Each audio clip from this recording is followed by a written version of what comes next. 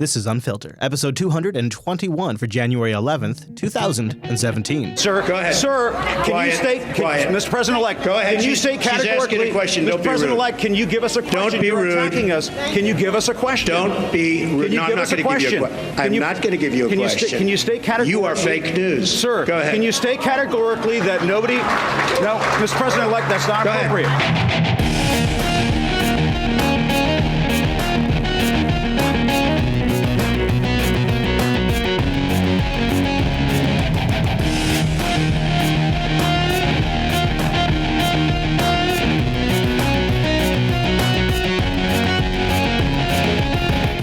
Everyone, welcome to Unfiltered, Jupiter Broadcasting's weekly show about the news you shouldn't be watching. I'm Chase. There's Chris over there running the board this week. Hey, Chris. Hello, buddy. Now, Chris, I know we have a lot to talk about. Of course, we have the cyber. We have Russia. Man. We have so much cyber. We have Russia. We have, obviously, Obama's farewell address. We have Trump's press conference. Yeah, that was a thing. But, screw all that because we have breaking news. Right here? Discuss on the Unfilter show? On this show right How now. How fortunate are we? We're going to lead off the top of the show. It. You want to do you want to Yes. do you want to stop the show right now and just do the breaking news? Yeah, just stop the show. Fox News Alert, just want to let you guys all know right now that it is over. No. The scandal, the TDI engine scandal is over, and we head over to Mary Nam in the Como News room. The scandal that has rocked Unfilter since nearly 2 years. Holy! Finally cashing in on a settlement that lets them sell their cars back to the manufacturer. It's part of a major settlement in the big Volkswagen emissions fraud investigation. It prompts over Connie Thompson checked to see how the buyback process is going and how VW diesel owners can avoid an unpleasant surprise when they file a claim. Yeah, now this is just for the 2-liter TDI Volkswagens. Okay. There are others that are still waiting. I've been keeping in touch with one VW diesel owner since last summer as he waited for the settlement to be approved. Chase Nunes drove his car as little as possible to get the most money back as he could. You animal. When Chase Nunes purchased his pre-owned Jetta Sportwagen TDI, he planned to keep it for at least 10 years. Video, by the way. When the emissions cheating scandal hit, his drive to keep the car plummeted, along with the car's value, which dropped to less than $8,000. I got a question for you. Yeah, buddy. It's a 2-cylinder? 2-liter. Oh. 2-liter is it's a 4-cylinder turbo. Gotcha. The Volkswagen settlement softened the blow. I'm going to get $15,000. Nunes was among the first to start a claim once the settlement was approved in October. I uploaded all my documents. Yeah. They verify that I am an owner of the car. Claim documents must be notarized, then reviewed for approval. Nunes completed his claim in early November. His buyback appointment didn't come until January 4th. Did they go with you to the dealership? Yep. Yes, they did. And they just sat on that footage? Because I never saw that footage before. Well, the me driving up footage? No, this footage. Yeah. They've been sitting on that. That was filed footage because when I got So they took their camera to your meeting? All right. I gotta let in some. You're making me reveal some of the secret sauce here. I'm not buying that's how this went down. That just doesn't seem practical. You've never been to the Como offices, have you? Oh, okay. See, that makes a lot more sense. So full disclosure, that area there, that's the HR area of Como. So they didn't sit on file footage. You guys recreated this recently, didn't you? No. Actually, that was done a couple months ago. So you went in. This looks honestly like a BECU. It looks like it looks straight up like a bank. A bank, yeah. It looks like a credit union, and it's like just an. The lovely woman on the left, her name's Andrea. She actually works at the station, and she's also a notary.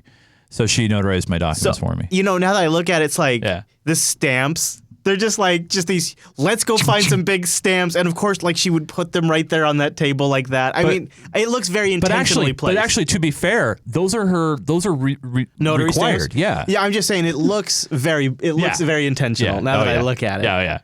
Your badge down on the floor there. Now it's falling apart, Chase. You see, this is what I do. You see, I know. We hyperanalyze. You shouldn't let me do it. I pick it apart. In November. I'm surprised you're not analyzing this part too. No, I've seen this clip before. No, this is fresh. What, it is? Yes. Oh, I've seen a shot like this. This is me pulling up to the dealership. Oh, okay. What people didn't know is I drove around the block and then I drove in like this because she had to get her camera set up. Yeah, oh boy, I believe it. Yes. Man, I believe it. Didn't come until January 4th. Washington State has a huge population of VW diesel owners. So if you plan to file a claim, don't procrastinate. Did you have to get out of the car twice? You had to get out of the car twice there. And also, I could see the cameraman in the mirror a little bit there. But And by the way, did you hear me with the papers? yeah. I was already mic'd. Yeah, I see that. Yeah. Diesel owners. Yeah, in the car, So you're if you mic'd. plan to file a claim, don't procrastinate. If I decided to reschedule my appointment, I would have had to wait like 2.5 months. I mean, You know how they're going to do those shots in the future? They're just going to put a GoPro down there, and they're going to just shoot with the main camera and a GoPro, and they'll just... Actually, you know those internal shots that we saw of me driving? Yeah. That was with a GoPro. Really? Yeah. Yeah. When I'm doing two shots like that and me coming and going, it just makes so much sense just to do it once with two cameras. Oh, yeah. people are waiting a really long time to get their cars turned in. According to Volkswagen, more than 436,000 eligible owners like Nunes have registered their claims. A That's me third-party walking in right specialist there. meets with customers at different Volkswagen dealerships to finalize the transactions. Karen and Scott just said goodbye to their TDI. Now, full disclosure, they picked up this- $19,000. Now, this couple just so happened to be there turning their car in. They were before me. And so Connie grabbed them real quick for a soundbite. Nice. We're just selling it back, and we feel like we got a good price for it. Take the money and run, so to speak. Chase Nunes got the $15,000 Volkswagen promised he'd get. Direct deposit to his bank account. It went faster and quicker than I expected, to be honest. Now, the car Nunes once wanted to drive until it couldn't run anymore joins a growing collection of buybacks that will likely be scrapped. The deadline to file a claim for buyback is September of next year, but keep in mind there can be a long wait time for those appointments, and the buyback amount is determined by the miles on that odometer. You weren't mic'd when you went in, right, to the dealer? No, they pulled the mic. Yeah. No, but it's all done. And I got the direct deposit, and that money went towards my brand new, well, it's new used Ford Escape. Oh, really? Yeah. And the very vehicle you made record time to the studio in today? That's the very same. How do you like it? Does it have like the? It is the titanium edition, so it's fully loaded. Does it have sync? Is that what they call it? It has sync. It has the self-driving parallel parking. Cool. Yeah. That's really handy in Seattle. It's very handy. Dang, dude, but good yeah, for you. Congrats. Yeah, it is so done, and I am happy it is over. And you got that in BTC, huh? You got that in Bitcoin. I got that in Bitcoin, Yeah. and so I was able to flip that around real fast. Yeah, actually. sure. Right before the crash. That's right. Because it was this time last week was at $1,000. It is so volatile. $700. It is so volatile. Yeah. Hey, all right. Are you ready to cyber? You know what? ASL, buddy. We have a big segment to get into today. It was an intelligence hearing since we gathered together last. There was also a new report released. I've watched the hearing. I've read the report. So we're going to cover a lot of that stuff. I got a few key bits and pieces from the hearing, but we're not gonna soak in it. And then we're going to wrap up with the latest on the state of the Russian hacking, et cetera, et cetera, et cetera. But I want to start with some follow-up from last week when we talked about that laptop that was breached. Right, yes. That the malware, quote unquote. Yeah, the Russian malware, Yeah. which first started with NBC as this massive Russian cyber attack against the power grid, which quickly became something much smaller. Right. And we didn't really, I think, go into it very far. And Glenn Greenwald comes on and articulates something that I got two things from him this week that I think he was some of his best stuff in a long time, and I want to start with this one.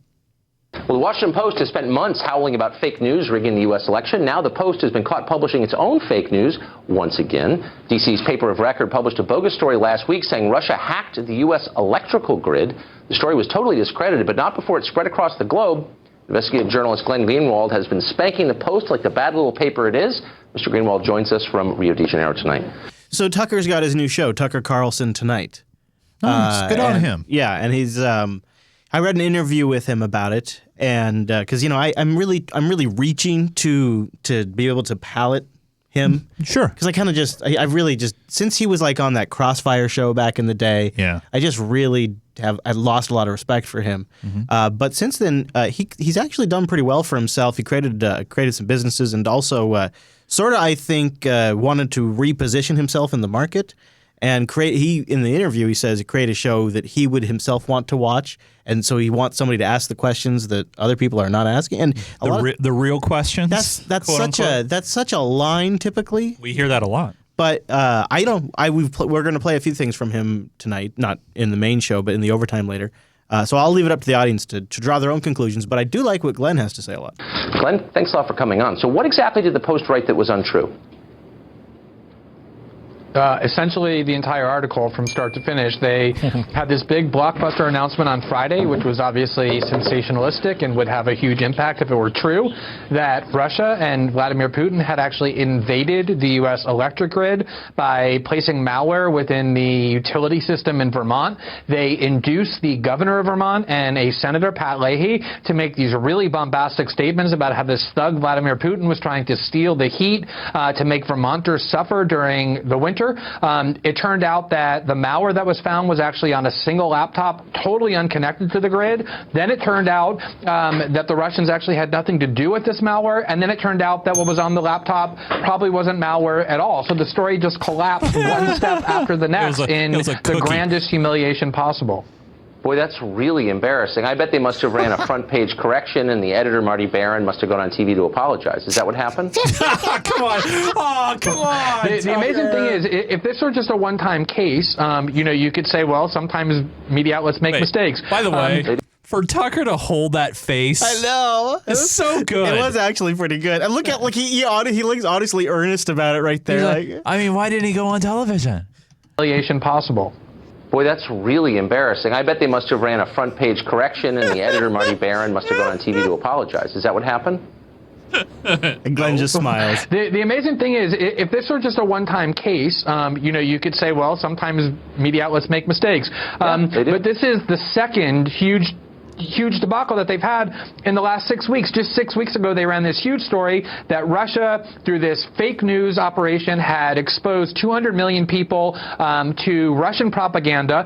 A huge story that went everywhere. As it turned out, it was based on a list compiled by a secret group, a new group, that was accomplished only by putting huge sites, mainstream sites like the Drudge Report, and various Clinton-critical sites on the left, labeling them Russian propaganda outlets. The story collapsed after 2 weeks. There's a huge editor's note at the top of the story. Marty Barron, the head of the paper, when the story came out, announced it, unveiled it on Twitter, made a huge deal out of it. All right, we got to let Glenn breathe for a second here. Okay, go ahead. The story collapsed and they had to discount their own source. He said nothing. The paper said nothing. So the story went everywhere. The retraction was heard by a tiny fraction of the people. And we've seen this over and over throughout the last year when it comes to Russia reporting. The rest of the report is good, but we need to move on. You know what I wonder is, with the rush to be first and the rush to have the most clicks and get more people to read your stuff, sometimes they just don't vet these stories like they used to. They just don't have the time because they're so afraid of being beat by somebody else. And it's not necessarily an intention to push a narrative sometimes. I think, do you remember when, I know you do, you remember when Fox redid that whole set to integrate like live Twitter feeds and whatnot? Oh yeah, the Fox News Deck. And you probably remember watching news transform from like they didn't even know what Twitter was to all of a sudden they're like reading tweets on the air all the time. Oh yeah, yeah. There is this. It's part of that. Get information as fast as possible, and the fastest way they can think of it is get it from Twitter on the air. There's an element of this hive mind aspect of it. Let's talk about it more when we get to BuzzFeed and the Pissgate stuff later. All right. Because there is an aspect to the whole investigation into the DNC hacking that I didn't realize until about a day after last week's show. The FBI was never granted access to the DNC servers to investigate the Russian hacking. What? Yeah. The FBI never looked at the Democratic National Committee's hacked computer servers and yet still accuses Russia of being behind the attack. That's according to an article published online by BuzzFeed News. The DNC's Deputy Communications Director, Eric Walker, reportedly told the online publication that while they met with representatives from the FBI on a number of occasions, the intelligence agency never requested access to the computer servers, the very centerpiece of the investigation. So that's BuzzFeed, right? And I thought, okay, I can't go with BuzzFeed and RT. So you need to collaborate and make sure the story is correct. Right, and so I just run with it immediately. No. Don't tweet, Chris. What I did is I sat around on my butt and I waited and I ruminated on the story and I thought about it and I looked for additional information and I was delighted to see it came up in the recent Senate hearing, the Senate Intelligence hearing, and Comey was there and they asked him about it.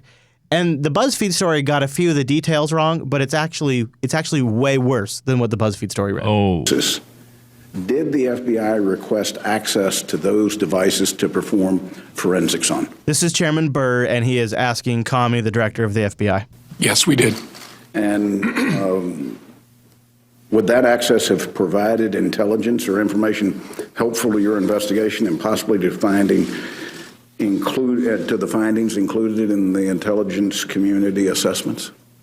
Our forensics folks would always prefer to get access to the original device or server that's involved. Translation, would it have helped the investigation if you had direct access to the servers? Comey's answer is yes. Our investigations are always more thorough if we have access to the servers. That's what these two men just said, if it was a little hard to follow. Access to the original device or server that's involved. So it's the best evidence. Were you given access to do the forensics on those servers? Now, the BuzzFeed story said the FBI never asked for it. We were not. We were a highly respected private company, eventually got access and shared with us what they saw there.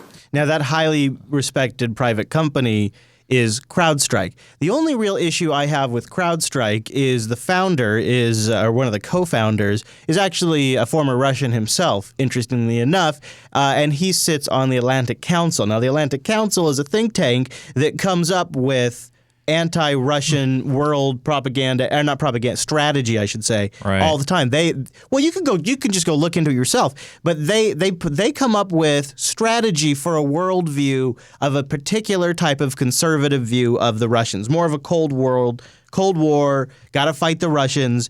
So CrowdStrike, while it is respected in some sense, it is also the DNC is its customer. And you have to understand how that changes the relationship. It's a major conflict of interest. It's a lot of money. Yes. It's a high-profile case. Yep. And you want to make your customer happy. And nobody's going to get fired for making the customer happy. Right. Yep. And one of the co-founders of CrowdStrike has ties with a think tank that formulates strategy that is essentially the type of strategies that's putting tanks in Germany right now.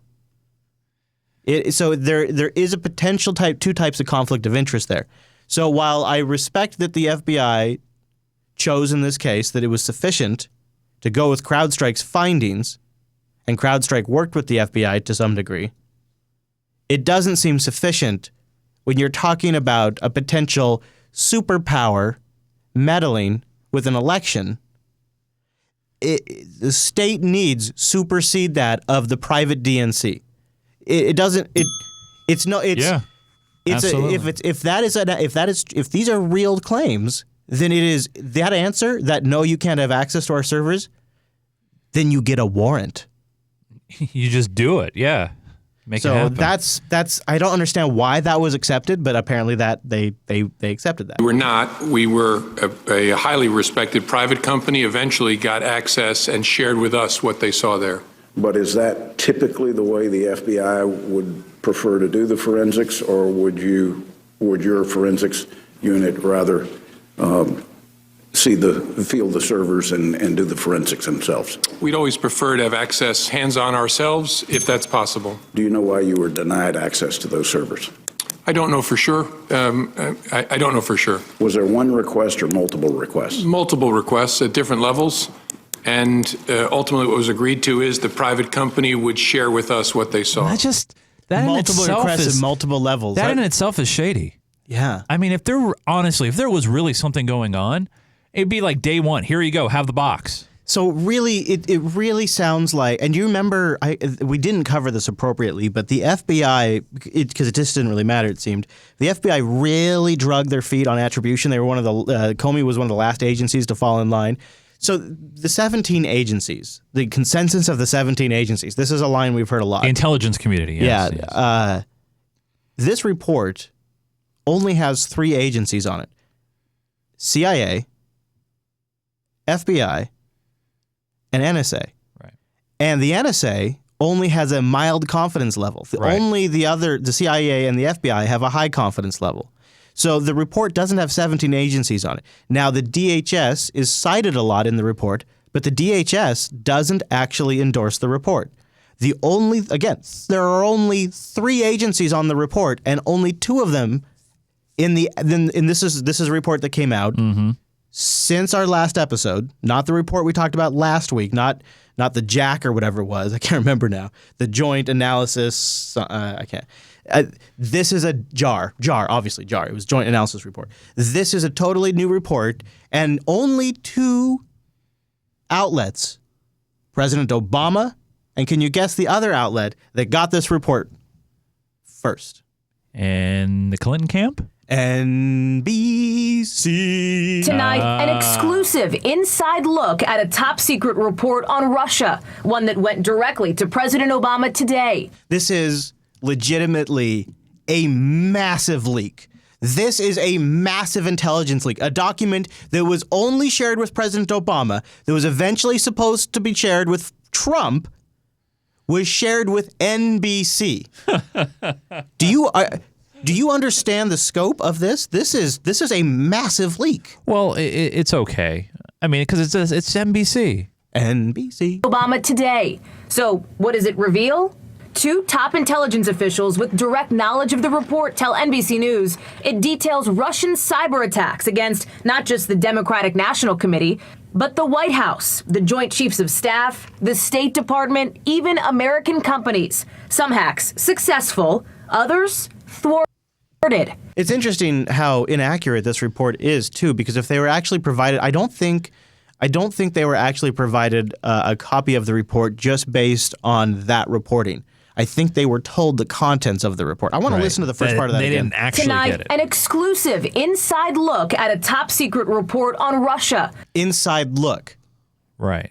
So they didn't get access to the report. I love the fact, the inside look on a top secret report that we're going to tell you about. One that went directly to President Obama today. So they didn't get it, because you can tell by the way they just actually phrased that, because some of those statements are just wholly inaccurate. So we'll get into that in a moment. But continuing on, the Senate Intel Committee was having their hearing with the intelligence community, the heads of it. And Clapper's there. He's the DNI. He's the director of intelligence. It's kind of like a political office that can push any of the agencies any way that the presidency needs. So it's sort of like so in the Bush administration, Cheney had to go strong arm the CIA and state to do what they wanted during Iraq. And so one of the things they decided to do to fix that is they decided to put a political office in charge of the intelligence community. So that way the presidency puts pressure on the political office, and the political office now, by the structure and mechanisms of the way this all works, puts pressure on the community to do what the president wants in a sort of a consensus style way. It's a brilliant way to try to get some control over the intelligence community, but right now it's falling apart. We'll get there. And so Director Clapper sits down, the head of all of these intelligence agencies. He's the source of all information, and he begins this hearing with a rather in-depth disclaimer. I want to make clear that this report does not assess the impact of Russian activities on the actual outcome of the 2016 election or draw any conclusions in that regard. Intelligence comes from a wide range of sources. That seems like a big omission right there. Yeah. So not super useful overall, but so this report doesn't cover the election at all. And then he goes into kind of what seems like more couching. Range of sources, including human sources, technical collection, and open source information. We can't discuss the full range of classified information that supports our conclusions because of the extreme sensitivity of these sources. I think that comment's going to come back to bite him one day, but we'll see. But the key judgments in the public and classified versions are the same. That's a key piece. The key judgments in the public and classified versions are essentially the same. So he starts off with a big old disclaimer, and then, it's your typical show after that.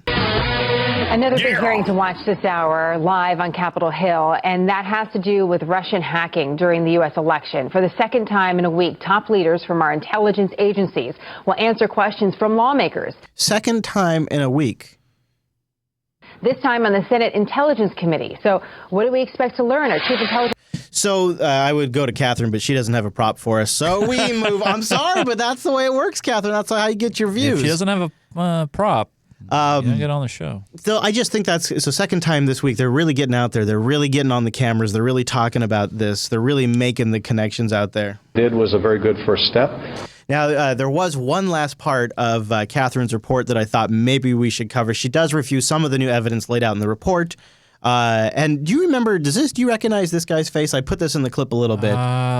He was on Tucker a few weeks ago, and he just fell apart. And remember, he accused Tucker of carrying water for Putin. Yes. He's still out there banging this Russian drum, even though once he was pushed on it, you could see he doesn't believe it at all. And I think this is such a great demonstration of how these politicians lie, because a couple of weeks ago, we demonstrate how this man cannot at all articulate any way, any way how the Russians are involved. And he obviously is bullshitting, and yet even after going on national television and crapping his pants in front of everybody, he goes out and says this stuff. But I support the efforts of Senators McCain and Graham and others, Ben Cardin, to go beyond that and establish a broader deterrent. But even beyond that, I think we need to look at every vector of this Russian attack. Every vector of this Russian, he knows it's crap. But all right, so here Catherine comes with some of the really hard-hitting new facts in the report. What we also heard at that news conference from the Democrats is that they want the administration to encourage the intelligence community to declassify the sources from their findings, because if you read that public report, what you see is that there really isn't any backup data, and they feel this would make an even more convincing case to the public, Jenna. In other words, there isn't any proof in this new report. It's all the same stuff. Well, it would be serving to Russia's best interests if they influence the election. You know what's not in the report? The word Podesta. That's not in the not in the report. Yeah, isn't that interesting? That's very interesting. Yeah. I'll tell you why they're doing twice a week hearings and why they're making a big fuss about everything. The intelligence agency is extremely butthurt. Like I didn't buy into this at first because it seemed like they'd be above this. It seems like they'd honestly be above this, but they didn't want Trump to win. The CIA did kind of come out for Hillary, Mike Morrell really especially, but others as well. They are not happy. Who actually is the benefactor of someone who is about to become commander-in-chief trashing the intelligence community? I think there is... Now, why is that question in here when they're talking about the Russians? And why would they ask Director Clapper? Because Trump is bashing the intelligence community, and he's the director of the intelligence community. Right, but what? It was a planned question. I know, exactly. That's why. Yeah, it was a total softball. Who actually is the benefactor of someone who is about to become commander-in-chief trashing the intelligence community? Who's the benefactor? Well, it must be the Russians. Must be Putin. It's Putin. It's got to be Putin. So obviously, all these accusations about Trump's ties to the Russians are true because of his behavior. He simply is proving it true by third-level dimensional stuff here. He is trashing the intelligence community because he knows somehow, some way, that's going to help Putin. I mean, that's the inferred. Yeah. I think there is an important distinction here between healthy skepticism, which policymakers, to include policymaker number one. Wait, did you see the guy there on the left? Yeah, he's like, oh, yeah. Yeah, no, he shook his head. Did you see it? He's like, no, he shook his, yeah. Play back. Yeah, watch the guy on the left. Healthy skepticism, which policymakers to... Yeah, see, they knew this question. He's like, yeah, this is good catch. Include policymaker number one should always have for intelligence, but I think he's doing it again. He's shaking it again. He's writing a note. He's like, can't believe there's a difference between skepticism and disparagement. Intelligence community is not perfect.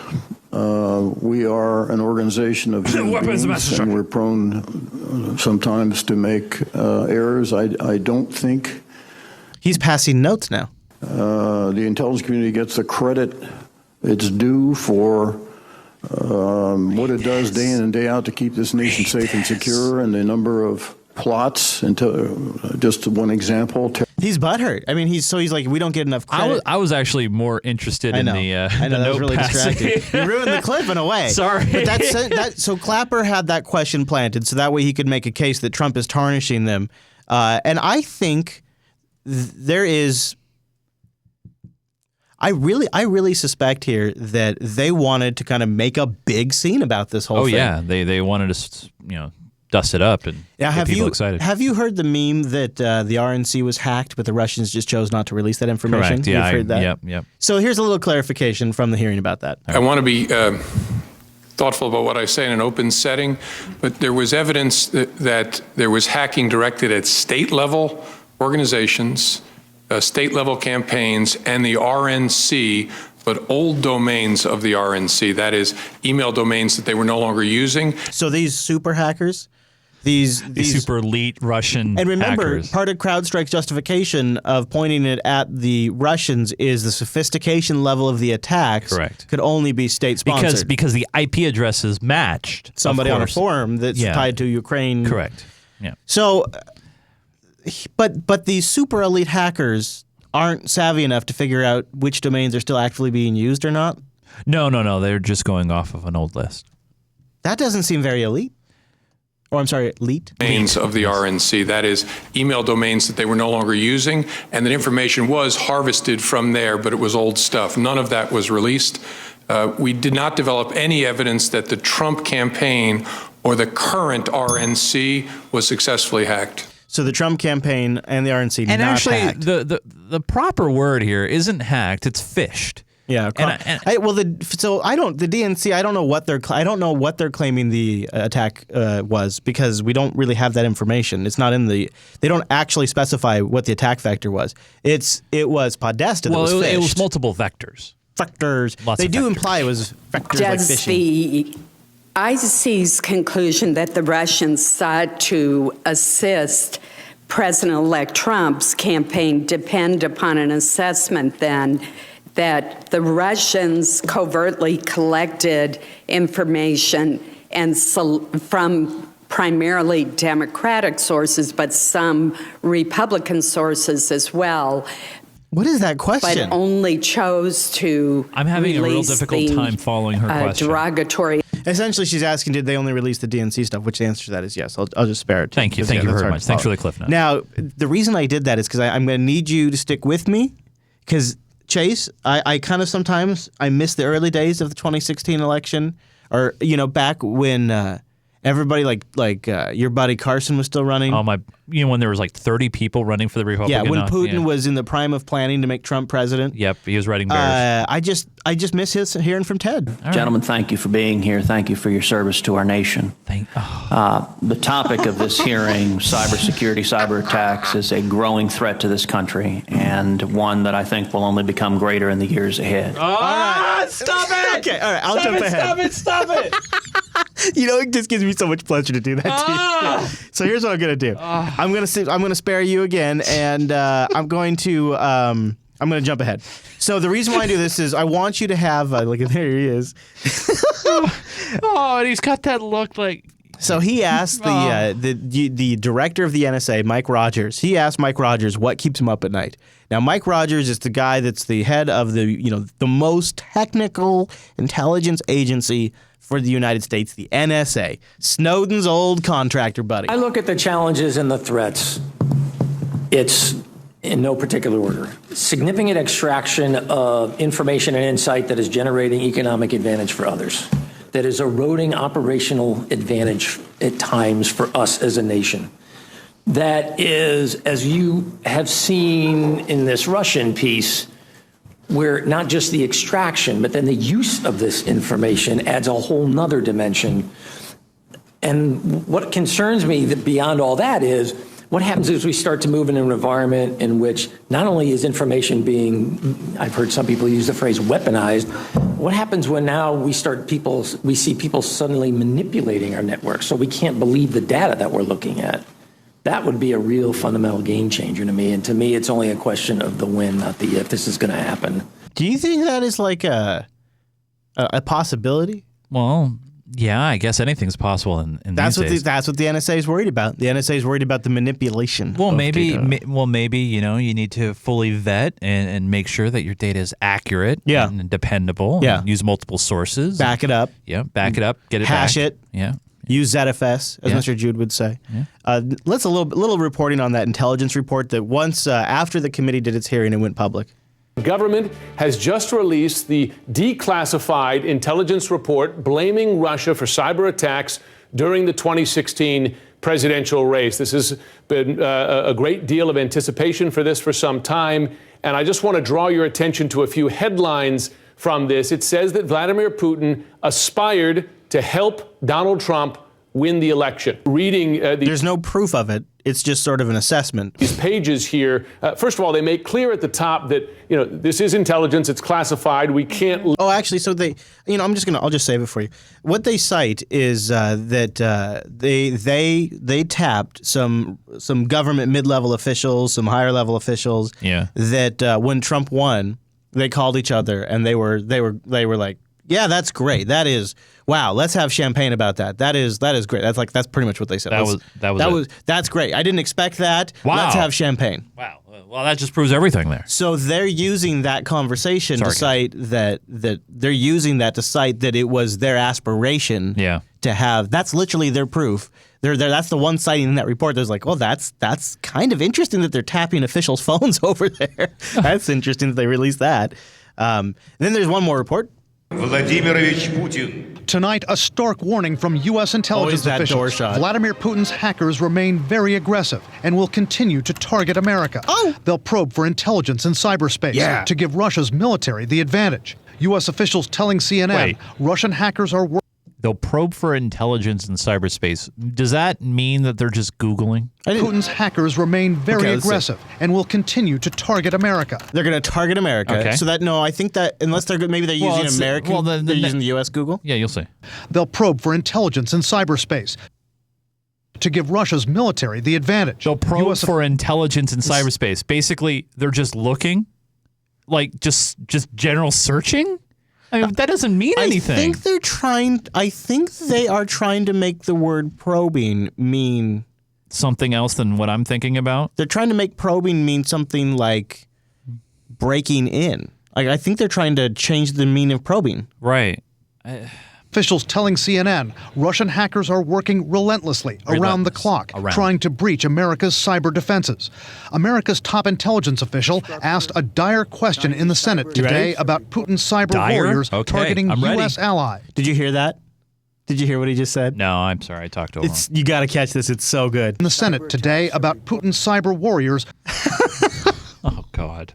Cyber warriors. Maybe I wanted to miss that. Targeting U.S. allies. These activities are ongoing now in Europe as Europe prepares for elections. Is that a fair assumption?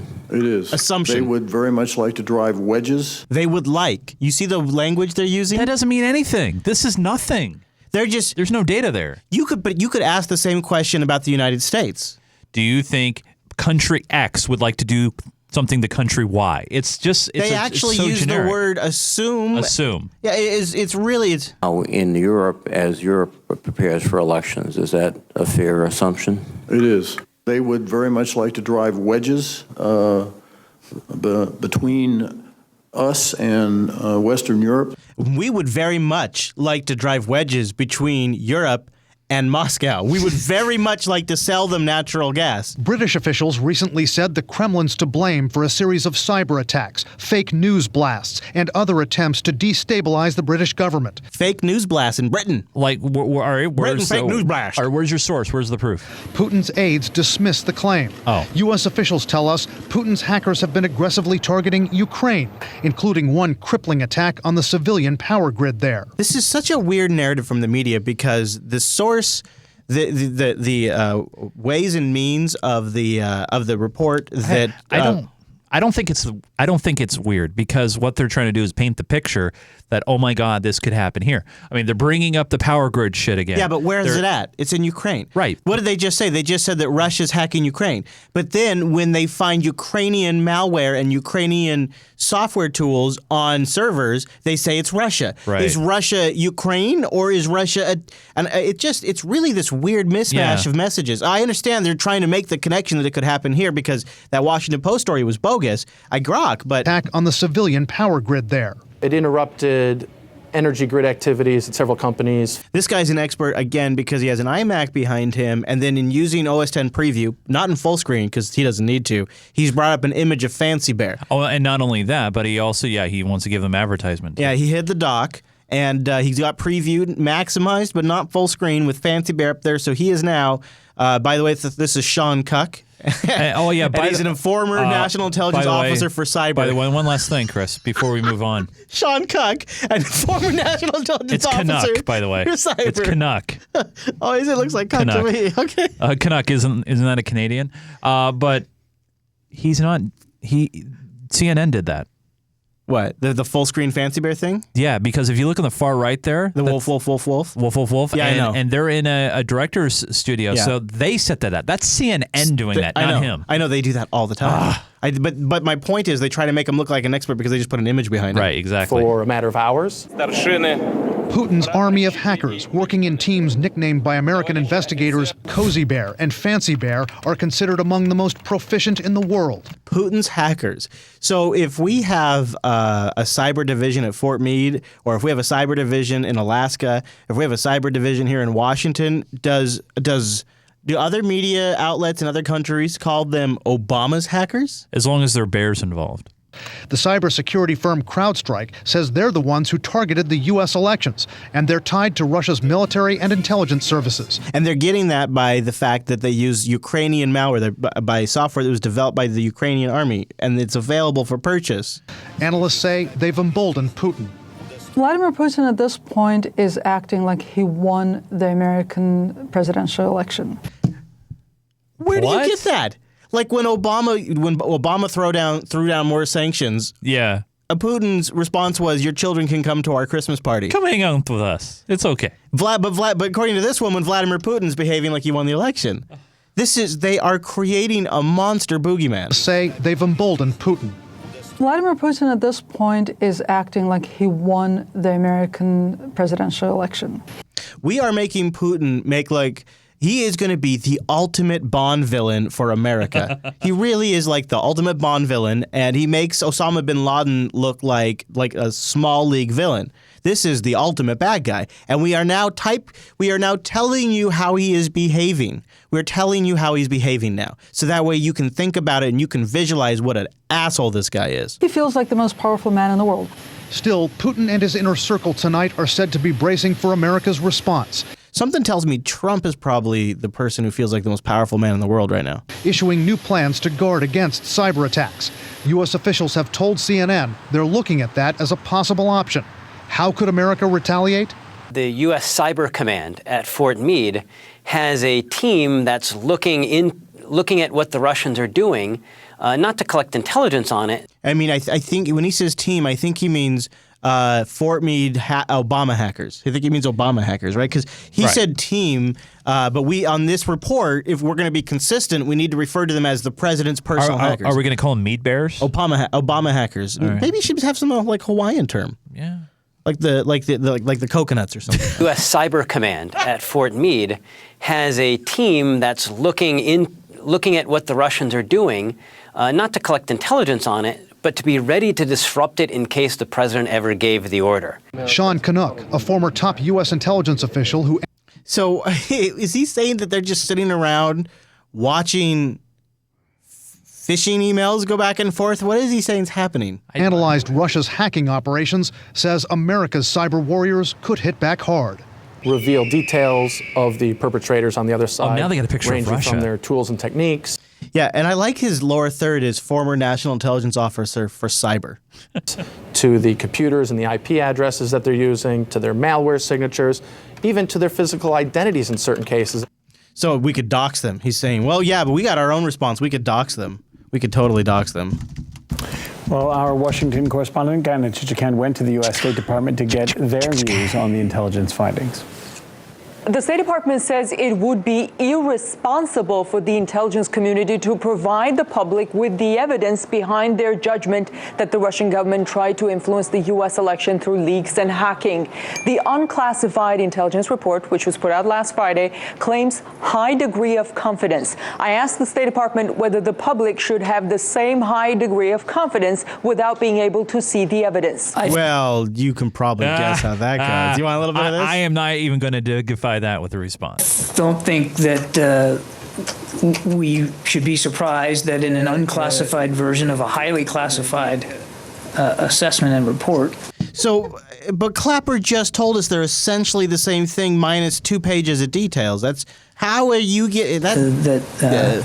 That we would be protecting sources and methods, and that all our intelligence communities came to the same basic conclusion. Actually, only 3. Over and over again. That they testified publicly to those conclusions Only 2 testified with a high degree of confidence, actually. last week. It was with high degree of confidence that the intelligence community said Iraq had weapons of mass destruction, which led to a disastrous war based on that false assessment. Do you think the public does not deserve to see the evidence in the case of Russia? I don't think many people would doubt that the responsibility of the intelligence community to protect sources and methods. I think most American people understand that they have a responsibility to protect that information. Actually, I don't know. I think most Americans don't have a high confidence that you guys have figured out "quote unquote" cyber yet. Bingo! Thank you for stealing it. Omnipotence gets the points of the evening. I love it when people hook us up with a little bit of additional information. By the way, a little trivia for you after this. Yeah. Sean says that, by the way, that Sean Cutt guy. Canuck, yes. I'm sorry, what? His name's Canuck. He's a lawyer. Oh, he's a cyber lawyer. He's a lawyer. So interestingly enough, Chase, are you familiar with the classic sound of my childhood? Oh, you're calling into AOL? Yeah, you got it. Yeah, buddy. Yeah. Oh, here we go. Wait. No, stay off the phone.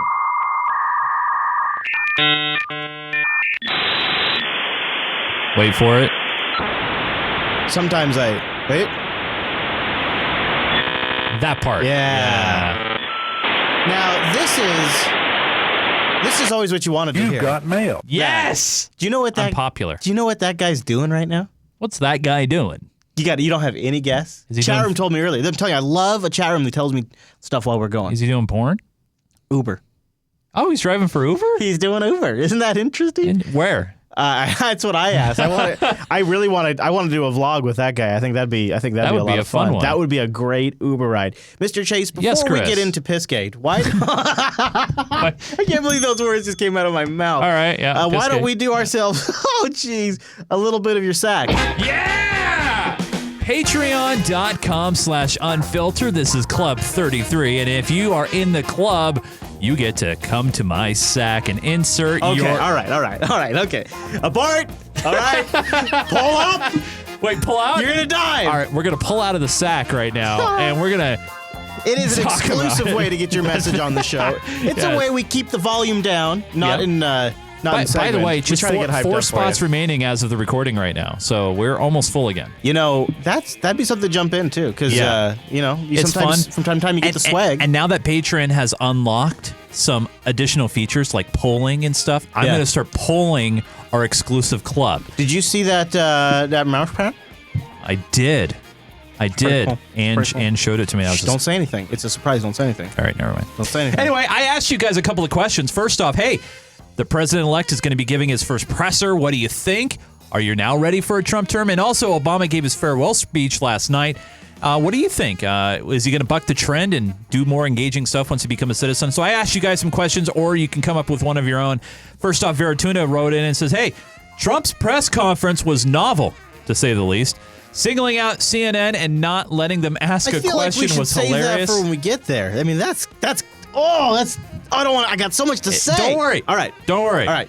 All right, I'll save it. You'll save it. You'll save it. Okay. In one way, I'm really amused at the rubbish that is coming out against Russia and Trump. But in another way, I'm actually very concerned. Not because of the allegations may be true, but because they are such an obvious obfuscation. You have to wonder what is going on inside the FBI and CIA.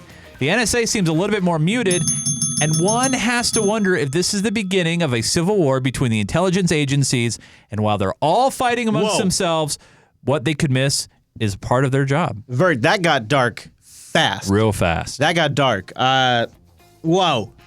We're going to get to that. That's right. Keep going. I got so much to say. And then Tom jumped in and says, hey, Chris and Chase, it seems like every day the mainstream media manages to one-up itself on publishing hilariously fake news. They don't understand the need to cover Trump fairly while criticizing him. I agree. My question is, what would you say has been the fakest or simply your favorite fake news story so far? Can I answer that question a little differently first? Well, you can think about it. All right. I have been astonished at how bad NPR has gotten at covering Trump. They don't get him at all.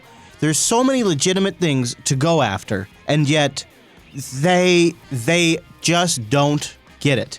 And they do such a... I have been, in terms of all media coverage, when I listen to an NPR report, I shake my head because it's so subtle, and it's so disappointing to see them do that. Right. Because they could do a much better job and a more accurate job and focus on issues that actually matter. So that's my fake news aside, because I think Pissgate's my favorite fake news. We're going to get to it. God, don't make me talk about it yet.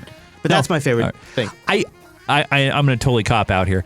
I don't have an all-time favorite, but what I really hate about this whole quote-unquote fake news narrative that's starting to pop up right now is just the actual term fake news. Oh! Instead of calling it fake news, we really should be calling it for what it really truly is. Yellow journalism, bad reporting, what? Clickbait. Lying. Yeah. And trying to push a narrative and jumping the gun and things like that. So, oh, geez. Guess what? Anderson Cooper came in here, Chase. Oh, and, really? Yeah, he stopped by? Oh, my gosh. Hey, Anderson! Yeah, stay off of Kathy. We went too long. He also says we should give out an Unfilter award at the end of the year for the best fake news story. It would be fun to reminisce on the year. God, if we are still talking about fake news at the end of the year. It needs to go away. I don't. Do you think it could last that long? I mean, we followed Russell Wolf, right? Disinformation. I think actually after this week it's been turned around, and I think it's going to fade away. It's hard to fade away, but we're going to talk about what he also goes on and says. I was disappointed with both Obama's farewell speech and administration. Having a likable personality and a great oratory skills doesn't make you a great president. I would actually argue his oratory skills were often only good when he was really rallying.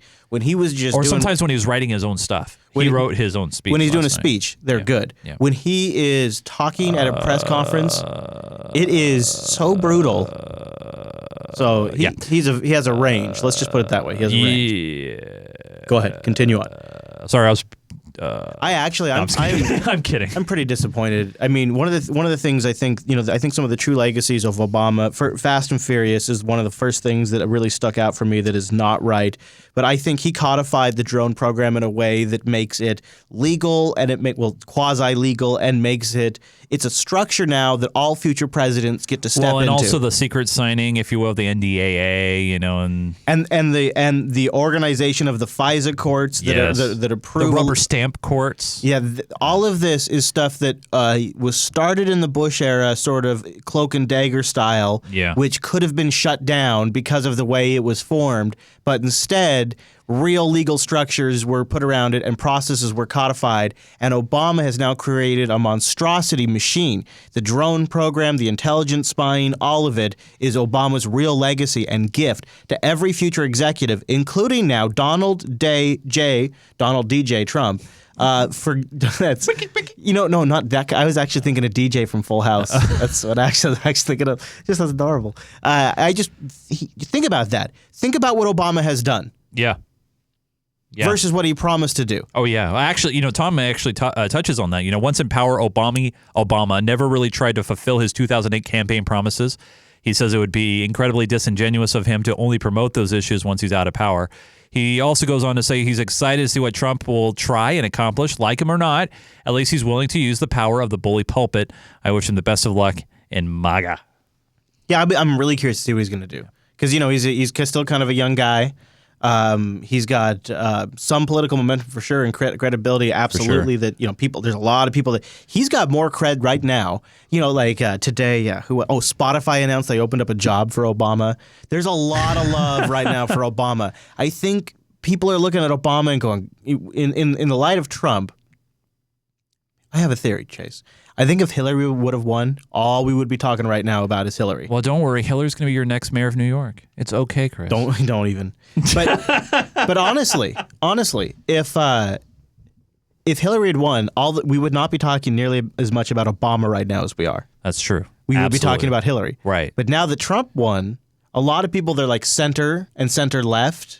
And even some people on the right are kind of like, gosh, Obama doesn't seem so bad now. Because Obama himself is really a centrist. He's not a progressive. No. The right would like to tell you he's a progressive. That man is not a progressive. Well, they with the whole Obamacare situation, Affordable Care Act, they slammed this label on his plan. And, a lot of people was like, I don't know if you saw the meme that's been going around. It's not really a meme.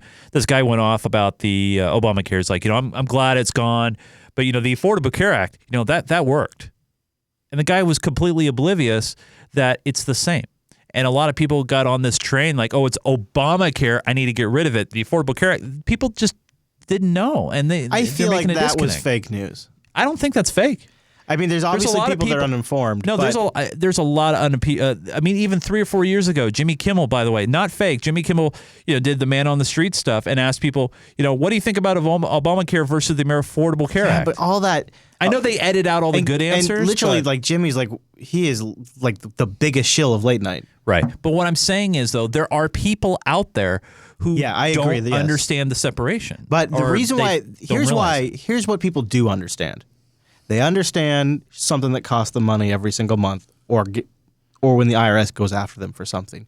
And so I think at the end of the day, my money would be on the greater percentage of the population understanding that Obamacare and Affordable Care Act are the same thing, predominantly because early on, Obama tried to shake off Obamacare. Right. It took him about 2 years. Yeah. Well, he didn't want the name attached to it. So they did push the name for a while, and people know that they're paying every single month for health care. So I feel like there's probably more people that do know what the two are than don't. But I think that it underscores a certain narrative to say that the public's uninformed on it.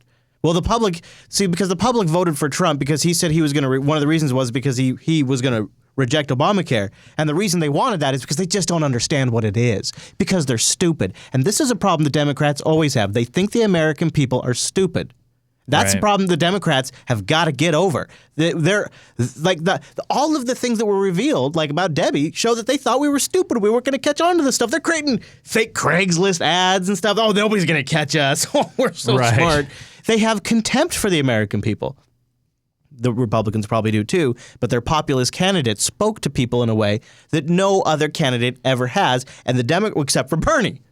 And the Democrats the hardcore Democrats rejected Bernie just like they reject Trump. Yeah. They instead would prefer to side with the intelligence agencies, it appears. Let's talk about Pissgate, because I don't know what else to call it. Hashtag Pissgate. It broke last night. I was up quite a while reading about this and trying to verify if it's a hoax or not, and doing my own research. And it's a hell of a story. This is maybe so far the biggest story of the year, and it fundamentally exposes how connected the intelligence agencies and the news reporters are. It fundamentally demonstrates their bias and their eagerness to jump on a story.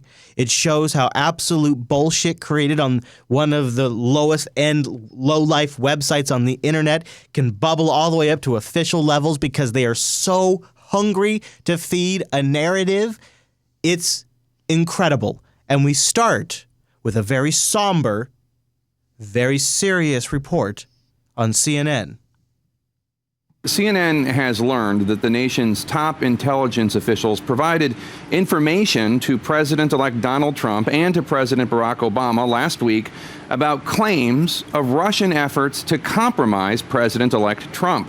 The information was provided as part of last week's classified intelligence briefing regarding Russian efforts to undermine the U.S. elections. I've been working on this story with Jim Sciutto and Evan Perez and Carl Bernstein. We've all been working on this, and they all join me now.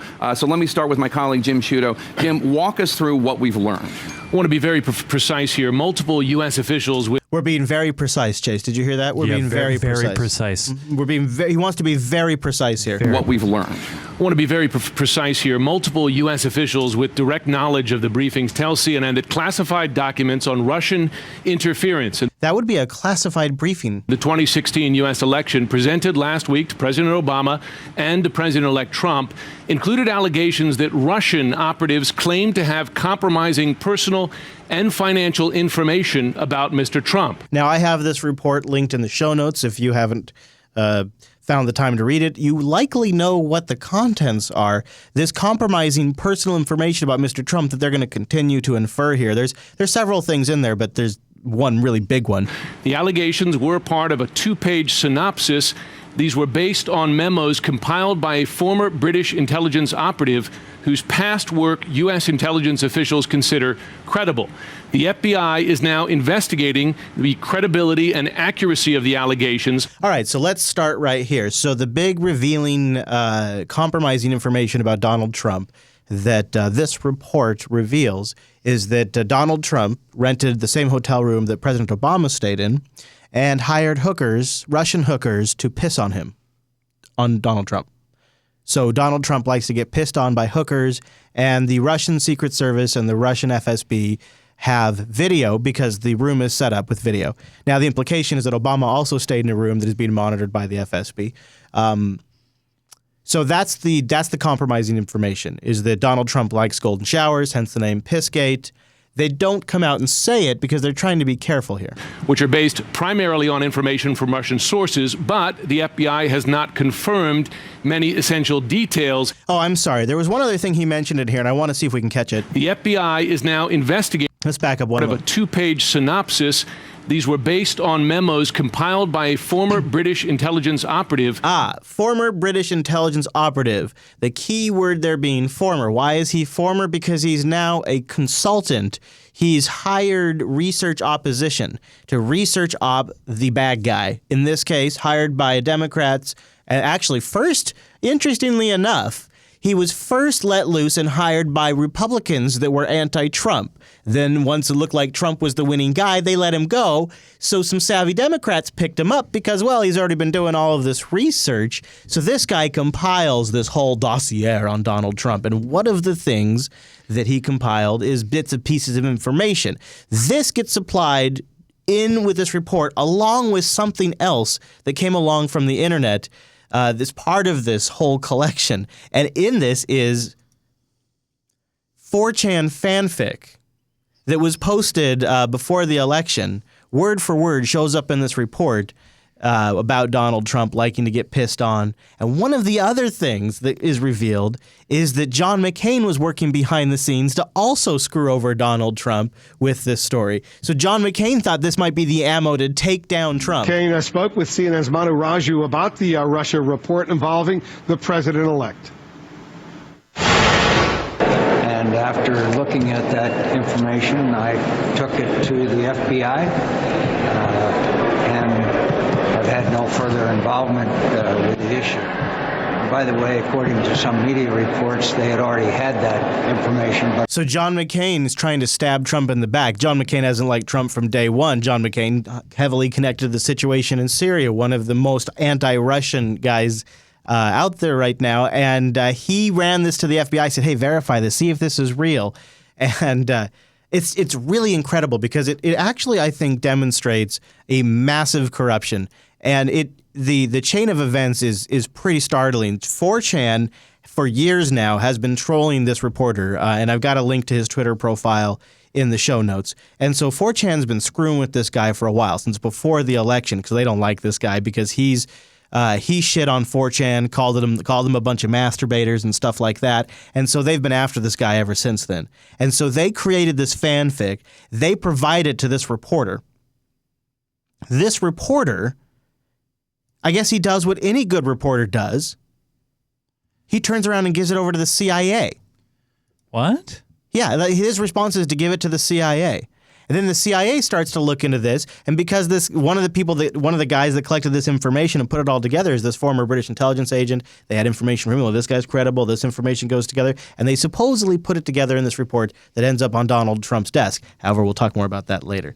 And it really reveals a lot of things. It reveals how the press works. It reveals how the media is running with a story that's essentially been created by 4chan, fan fiction, and Glenn Greenwald has a post up on The Intercept, which I will link the full thing in the show notes.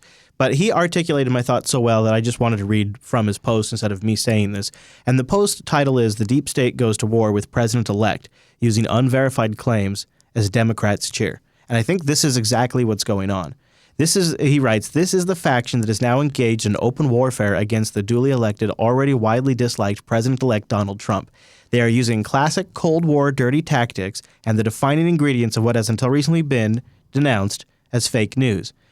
He says the serious dangers posed by a Trump presidency are numerous, because it's not like Glenn's like some big Trump fan. Right. He says there is a wide array of legitimate and effective tactics for combating those threats, from bipartisan congressional coalitions and constitutional legal challenges to citizen uprising even. All of these strategies have been periodically proven themselves effective in the time of political crisis. He says, but cheering for the CIA and its shadowy allies to unilaterally subvert the U.S. election and impose its own policy dictates that an elected president is both warped and self-destructive, empowering the very entities that have produced the most shameful atrocities and systemic dissent over the last 6 decades is desperation of the worst kind. In other words, the McCains and the media and everybody who's just taking what the CIA is saying and running with it with no proof, no source, no real sourcing they can point to, they're siding with some of the most despicable elements of our government. These intelligence agencies are the worst thing to happen to our democracy. They go around the world and create chaos and then don't tell us about it to protect our freedom. What the hell kind of sense does that make? And I understand there's a certain necessity to it in a modern world, right. But they are evil incarnate. The intelligence agencies are not they are not who you should be taking shelter with. Demanding Glenn goes on. Demanding that evidence-free anonymous assertions be instantaneously venerated as truth, despite emanating from the very precincts designed to propagandize and lie, is an assault on journalism, democracy, and basic human rationality. And casually branding domestic adversaries who refuse to go along as traitors and disloyal foreign operatives is morally bankrupt and certain to backfire on those doing it. And so he goes on to say the reaction to all of this illustrates that while the Trump presidency poses grave dangers, so too do those who are increasingly unhinged from their flailing, slapdash, and destructive attempts to undermine it. It's not hard to understand why the CIA preferred Clinton over Trump. Clinton was critical of Obama for restraining the CIA's proxy war in Syria and was eager to expand that war, while Trump denounced it. Clinton clearly wanted a harder line than Obama took against the CIA's longstanding foes in Moscow, while Trump wanted improved relations and greater cooperation. In general, Clinton defended and intended to extend the decades-long international military order on which the CIA and Pentagon's preeminence depends, while Trump, though still an uncertain mix of instability and extreme conviction, posed a certain threat to that.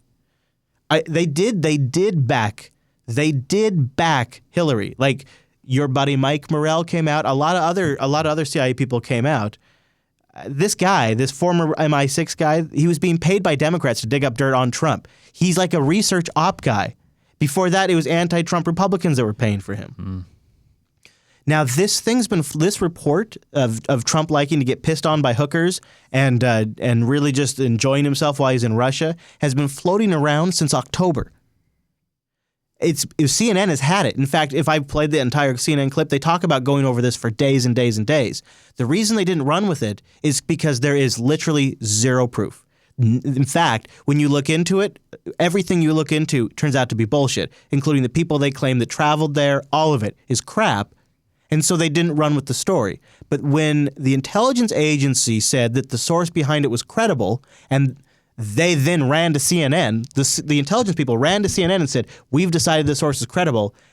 Then CNN ran with it, and BuzzFeed ran with it. I don't know how BuzzFeed got the source. Those two publications went with the story that they literally said that Russia has blackmail on Trump because they know that he likes to get pissed on. They didn't say that. They didn't. Wow. It is, and it was fake, all of it. This whole story goes into it. If you guys want to read Glenn Greenwald's post, it's amazing. He actually pulls out most of the report, which is great too. He says there is a real danger here that a maneuver can harshly backfire like this to greatly benefit Donald Trump. And I think this is also something I've been thinking about, and I thought Glenn said this part really well. Think about this. This is so obviously fake because you can find the original source material on 4chan, and when you investigate any aspect of this report, none of it stands up. It's obvious the CIA was desperate here. And so in a way, they're going to completely undermine their hand, and they're going to make future shit that gets thrown at Trump that might be legit. They're going to weaken its case. Glenn writes, this maneuver will harshly backfire to the great benefit of Trump and to the great deterrent of those that want to oppose him. If any of the significant claims in this dossier turn out to be provably false, which so far, like Cohen's trip to Prague, which has been proven false, the large media outlets, CNN and BuzzFeed, and the anti-Trump factions inside the government, it'll come out that they're deploying fake news. It'll be obvious they're using fake news.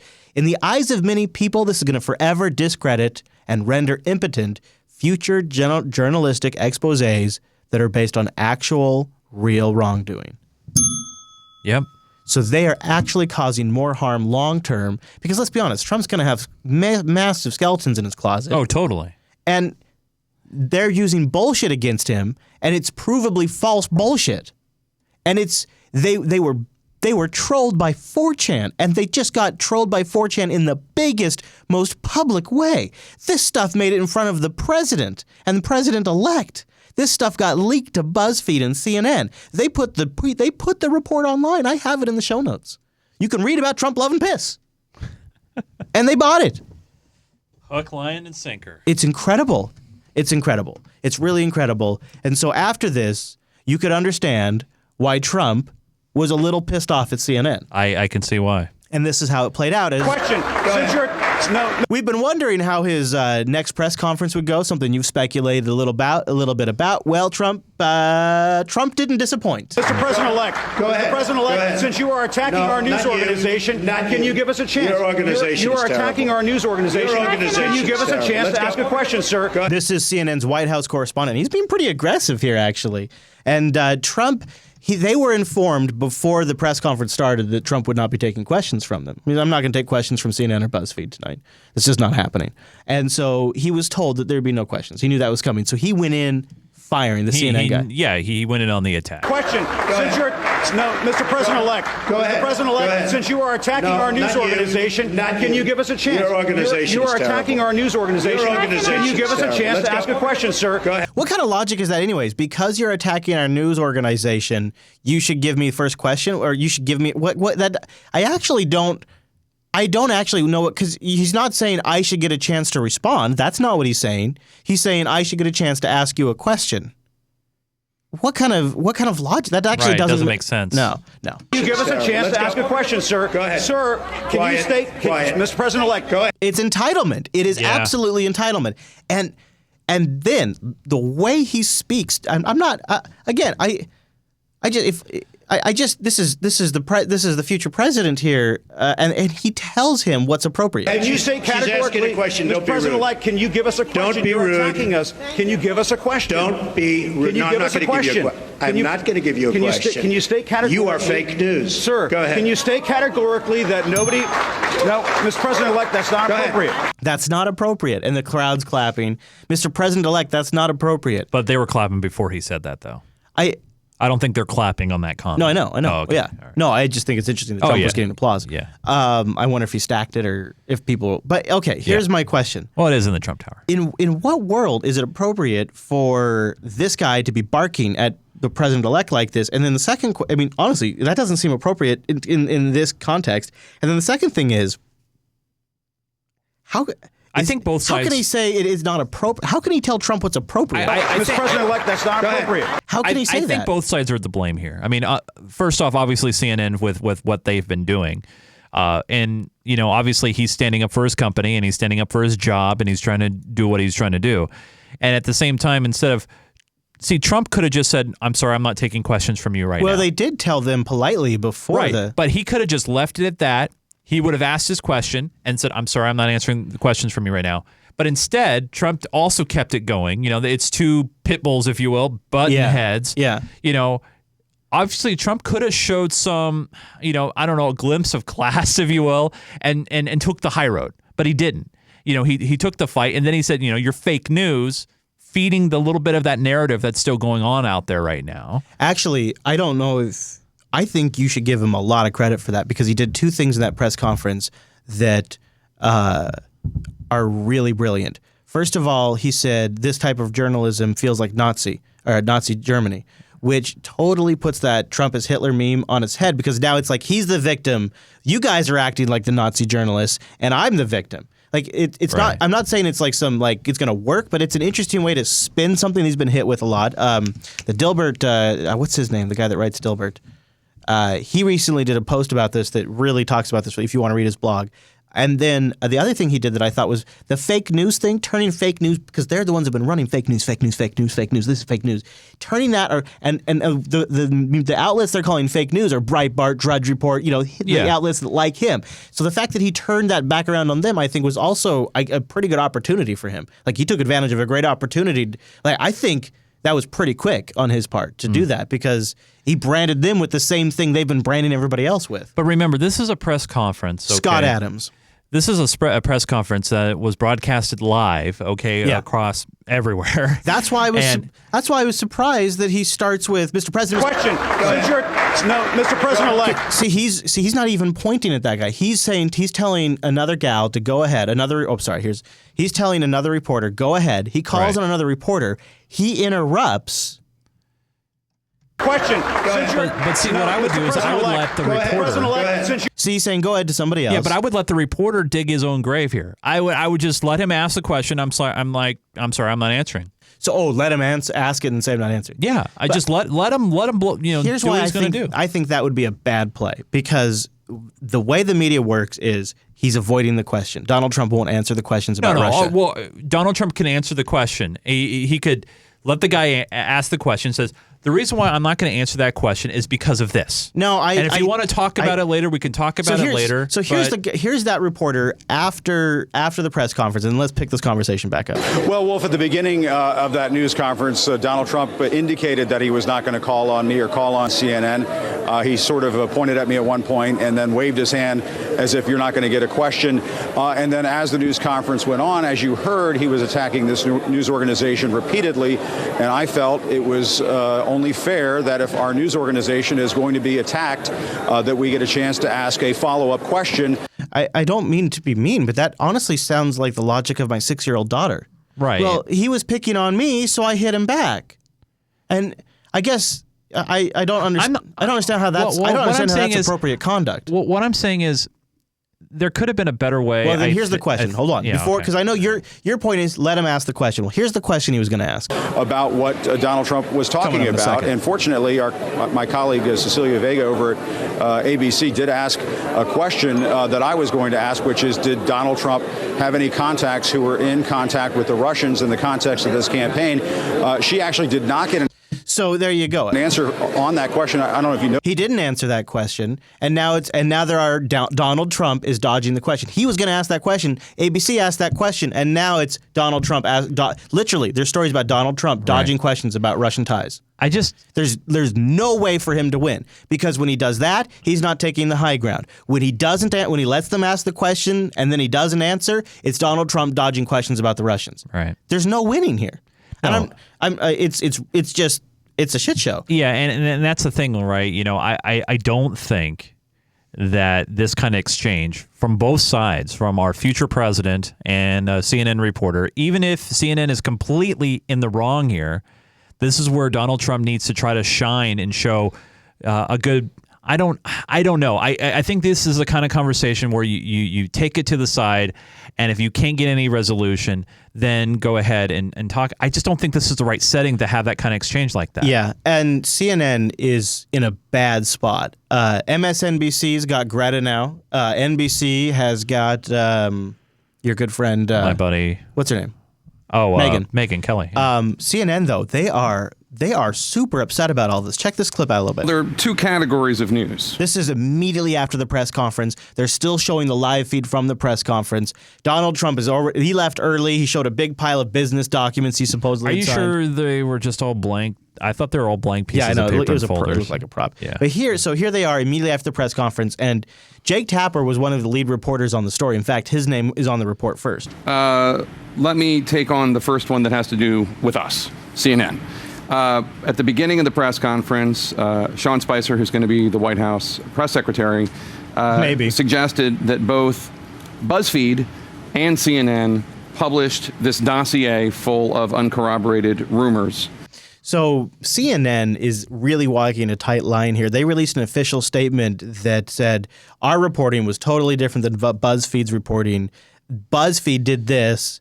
BuzzFeed did that. Then they posted a retraction, took out all that stuff with an update that said CNN will not split the media against each other, as if they need to unite against Trump. CNN will not divide the media was the statement. And honestly, it shouldn't be about that. It should just be about reporting the truth. The truth. I know. Done. So this is Jake. He's all you can. So when you hear this conversation, understand that tension is going on behind the scenes. Dossier full of uncorroborated rumors. That's not true. That's false. CNN never did that. We never provided even one detail from that dossier. I like how the fact that they were super vague and didn't give us details is now an asset to them. And that's why I didn't play that first report, although it's in the sync if you want it. They just kind of dance around. They never say about, golden showers. They never talk about this or that. And BuzzFeed went all in. BuzzFeed, they even uploaded the PDF. They went all in. And so they're pissed off that they danced around the issue and didn't draw attention to it exactly like BuzzFeed did, but they're still getting grouped in with BuzzFeed. Except this morning when I said that there was reason to believe that one detail that had been out there because of BuzzFeed was false, involving Trump's attorney, Michael Cohen. So yeah, that was the first piece of information to be proven false. Now, what's fascinating about this is CNN doesn't get it at all. It's like a case study to watch these guys. They're completely clueless. The issue is you ran the report saying that Donald Trump was being blackmailed by the Russians. The title of your report, Jake, that you filed last night, Intel chiefs inform Trump of Russian claims, and those claims... CNN has learned that the nation's top intelligence officials provided information to President-elect Donald Trump and to President Barack Obama last week about claims of Russian efforts to compromise President-elect Trump. What is that lower third there say? It says Intel's chiefs presented Trump with claims of Russian efforts to compromise him. Something tells me that might be the part that pissed Trump off. Not that you didn't mention the golden showers, but that you went on national television and said that Russian agents have intel to compromise it. Something tells me that might be why he's pissed at you. But see, when Jake's doing that report, he's like, well, BuzzFeed did this and BuzzFeed did that, but we didn't do it. And you didn't even, Jake, by the way, your fancy little reporting, you didn't even get the details right. Senior intelligence officials tell us, Lester, that two-page addendum was indeed part of the briefing materials used by Mr. Clapper and others available to them to brief Donald Trump. So Donald Trump finally gets his briefing. And according to the reporting from CNN and BuzzFeed, this report about the pissing is attached to the back of this report, and Trump got the full report. He goes over it. It's even highlighted in parts to indicate that maybe Trump saw like specific highlighted parts, so the PDF has highlights in it. And this is the report, the highly classified report that would supposedly tie it to the Russians, right? This is the report. The one that when he came out afterwards, he's like, yeah, okay. But listen to this little fact about this report that supposedly Trump was able to review. But that it was never discussed in the briefing. The briefing was oral. There's no place at Trump Tower to contain top secret documents. There was no documents. They never showed Trump any documents, no proof. They gave him a 100% oral briefing.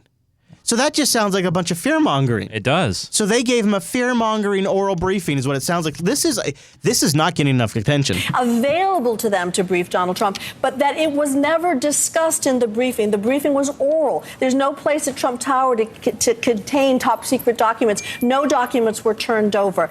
And the intelligence officials go further and say that as far as they are concerned, and I'm going to quote now, intel and law enforcement officials agree that none of the investigations have found any conclusive or direct link between Donald Trump and the Russian government, period. Why couldn't they wait 9 days? I'm just curious. Yeah. I mean, it's only 9 days. Yeah, so going back to Vert's email where he's like, are we watching something going on in the intelligence agencies? You might, yeah. Listen, this is Chuck Schumer. This was his tweet just a little while ago tonight. On Rachel's you show. see the scare quotes there. The intelligence briefing on so-called Russian hacking was delayed until Friday. Perhaps more time needed to build a case. Very strange. We're actually told, intelligence sources tell NBC News since this tweet has been posted, that actually this intelligence briefing for the president-elect was always planned for Friday. That was something that was going back and forth, too. The media really had a heyday with him tweeting about the intelligence agencies. Now, I thought Chuck Schumer would say something about, the intelligence agency's credibility. He would say something about their sources and methods. I thought he would say something to that regard. What Chuck chooses to share with Rachel, and bear in mind, this was, I think, 6 or 7 days ago. So it was before Trump's briefing at the end of the week even. So this is before Pissgate. This is a little bit before all of this stuff has gone down. So it almost felt like Chuck Schumer was looking into a crystal ball there on the table when he said the next line that I'll leave it to you to assume what he's saying. It hasn't been delayed. But he's taking these shots, Rachel. This antagonism, this taunting to the intelligence community. You take on the intelligence community, they have 6 ways from Sunday at getting back at you. So what the hell does that mean? It means don't piss him off. What did That's Senator what he's Chuck saying. Schumer just say? And look at his eyes. Like, he is dead serious when he said that. That's what I was thinking, too. Like, he is like, look at that. He's like, you don't understand. They can mess you up. You take on the intelligence community, they have 6 ways from Sunday at getting back at you. I think that's what might be happening right now to Trump, and it's backfiring on them. Wow. To some degree. Those that see it in the filters where they want it to be real see it as real. But. Wow. I hope it's not the extreme end of what some of the people in our chat room are saying right now. We are getting... So listen to the reporting to hammer this feud. President-elect Donald Trump striking a conspiratorial tone yet again against U.S. intelligence. In a new cryptic tweet, Trump writes, intelligence briefing on so-called Russian hacking. So that's one report there from CNN. I have like a whole swath of them. Tonight, President-elect Trump escalating his ongoing battle with the U.S. intelligence community. It's this epic fight they're making it out to be.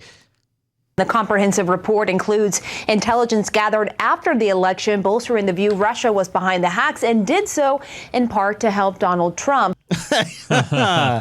Anyways, it is this whole Pissgate thing. I'm going to, the thing is, it wouldn't honestly surprise me either at the same time if part of it was true. If part of it was true and Donald Trump does like to hire Russian hookers to piss on him in a bed. You know what? I mean, we've heard audio quotes of that guy. He's also he's he says I don't do drugs, I don't drink, but I do have some of my own problems but we won't talk about those. What are those problems? Right.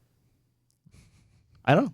So that's Pissgate. If you've been wondering, if you hadn't heard about all of it, that's what they're all freaking out about. And I think the intelligence agencies are at war with Donald Trump. Just like they're at war with John F. Kennedy. Moving on, while we're speaking of Donald Trump, let's talk a little bit about Russia. Russia's defense ministry has announced it will start to reduce its military presence in Syria. The statement comes after a nationwide ceasefire brokered by Russia and Turkey was implemented last week. And as a first step towards the partial pullout, the aircraft carrier Admiral Kuznetsov, currently stationed off the Syrian coast, is preparing to sail home.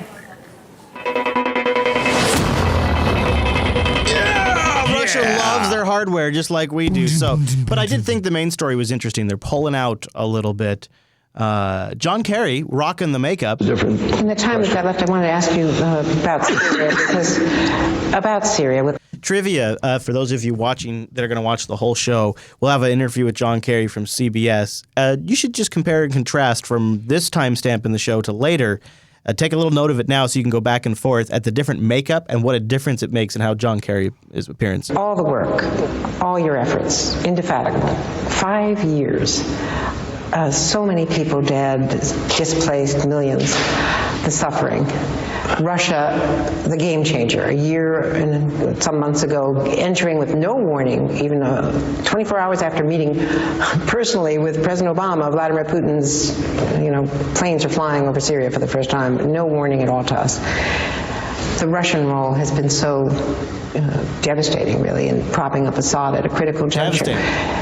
Any regrets? You expressed some that were heard on an overheard audio to some of the opposition leaders.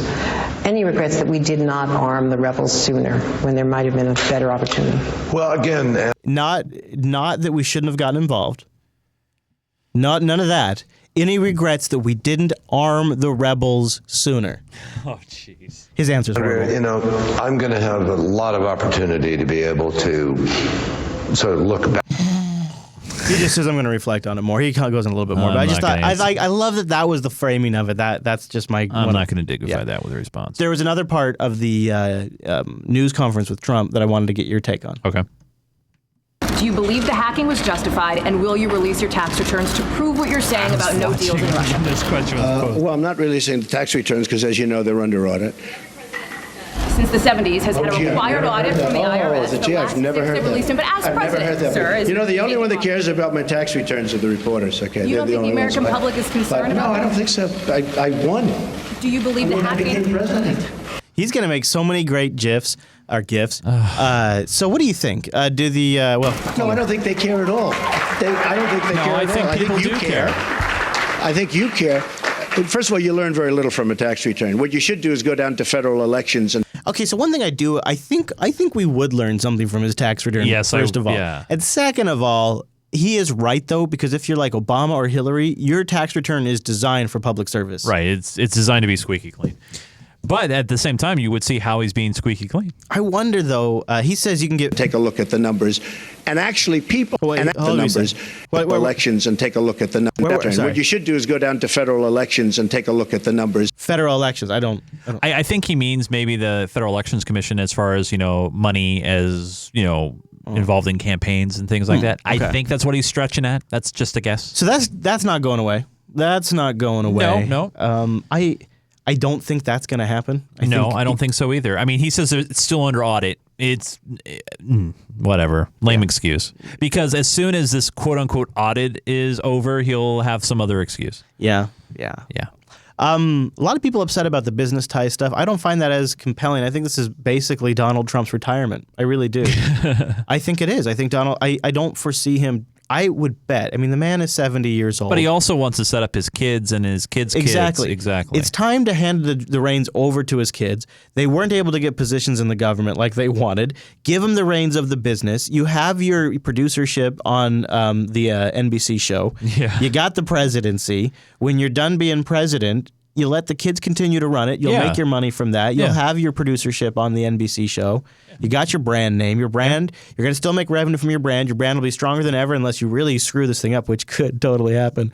Or maybe won't. I don't think this conflict stuff yet is a big deal. Now, the people he's placed in different spots, maybe. We'll see. We shall see. My take with all of these cabinet appointments, the business conflict, potential issues, and all of it is it's worth thinking about now. But until the man is in office and until actions are being taken and until... I've been saying this, yeah. There's no point in getting upset about it. Right, and that's where people need to kind of chillax and stop overanalyzing and saying, well, I can't believe the people he's putting in and blah, blah, blah. Nothing's happened yet, folks. Maybe the problem is the hysteria seems to come right from the very top. If you're a senior, Medicaid, almost half of Medicaid is about long-term health care. This is Nancy Pelosi trying to scare people what will happen if Obamacare is repealed. You want grandma living in the guest room? You repeal the Affordable Care Act. Oh, my God. Really? Come on, Nancy. How great is that? That is not how you win these arguments. Kate, is about long-term health care. You want grandma living in the guest room? You freeloading grandma! You are freeloading grandma. So maybe the hysteria is just coming from the top, Chase, because that's although Joe Biden sort of put a tamper on things, this was kind of a fun moment. Oh, is this from the farewell speech? Yeah. No, this is the. I don't know if you have any clips. I don't. Oh, okay. I just can't. Well, I know. During the farewell speech, Obama said like some really nice things about Joe. Yeah, and he called him the scrappy kid from Scranton. And a good friend. And yeah. And actually, Joe seemed like very touched. Like it wasn't like a fake look. Like it looked. I can't, dude. What, man? You got to look at both sides. I am so done with these guys. I'm done with all of them. Obama is a big disappointment, and Biden is the biggest, grossest faker ever. He is not. He can go up on stage and talk about his son, his dead son, in ways that are just disgusting to watch a politician do. I don't trust anything that comes out of that man. But this was a funny moment, regardless. What purpose does the gentlewoman rise? Oh. Mr. President, I object to the certificate from the state of Georgia on the grounds. Hold on. By the way, the lady speaking is newly delegated person from our great state of Washington and from Seattle. So Seattle represent. Georgia on the grounds that the electoral votes were not. There's no debate. Sections 15 and 17 of Title III of the United States Code require that any objection be presented in writing, signed by both a member of the House of Representatives and a senator. Is the objection in writing and not only signed by the member but by a United States senator? Mr. President, even as people waited hours in Georgia. There's no debate. And if there's not signed by a senator, the objection cannot be entertained. Mr. President, the objection is signed by a member of the House, but not yet by a member of the Senate. Well, it is over. And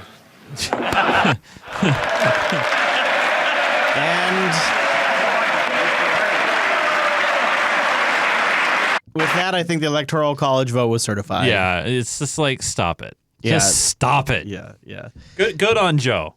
I guess so, yeah. Well, I mean, it's true. I mean, it's just like, he's just like, listen, stop it. Every time I hear him, he sounds drunk to me. I'm so done with him. I'm already feeling done with Trump too, though. So maybe I'm just done with politicians in general.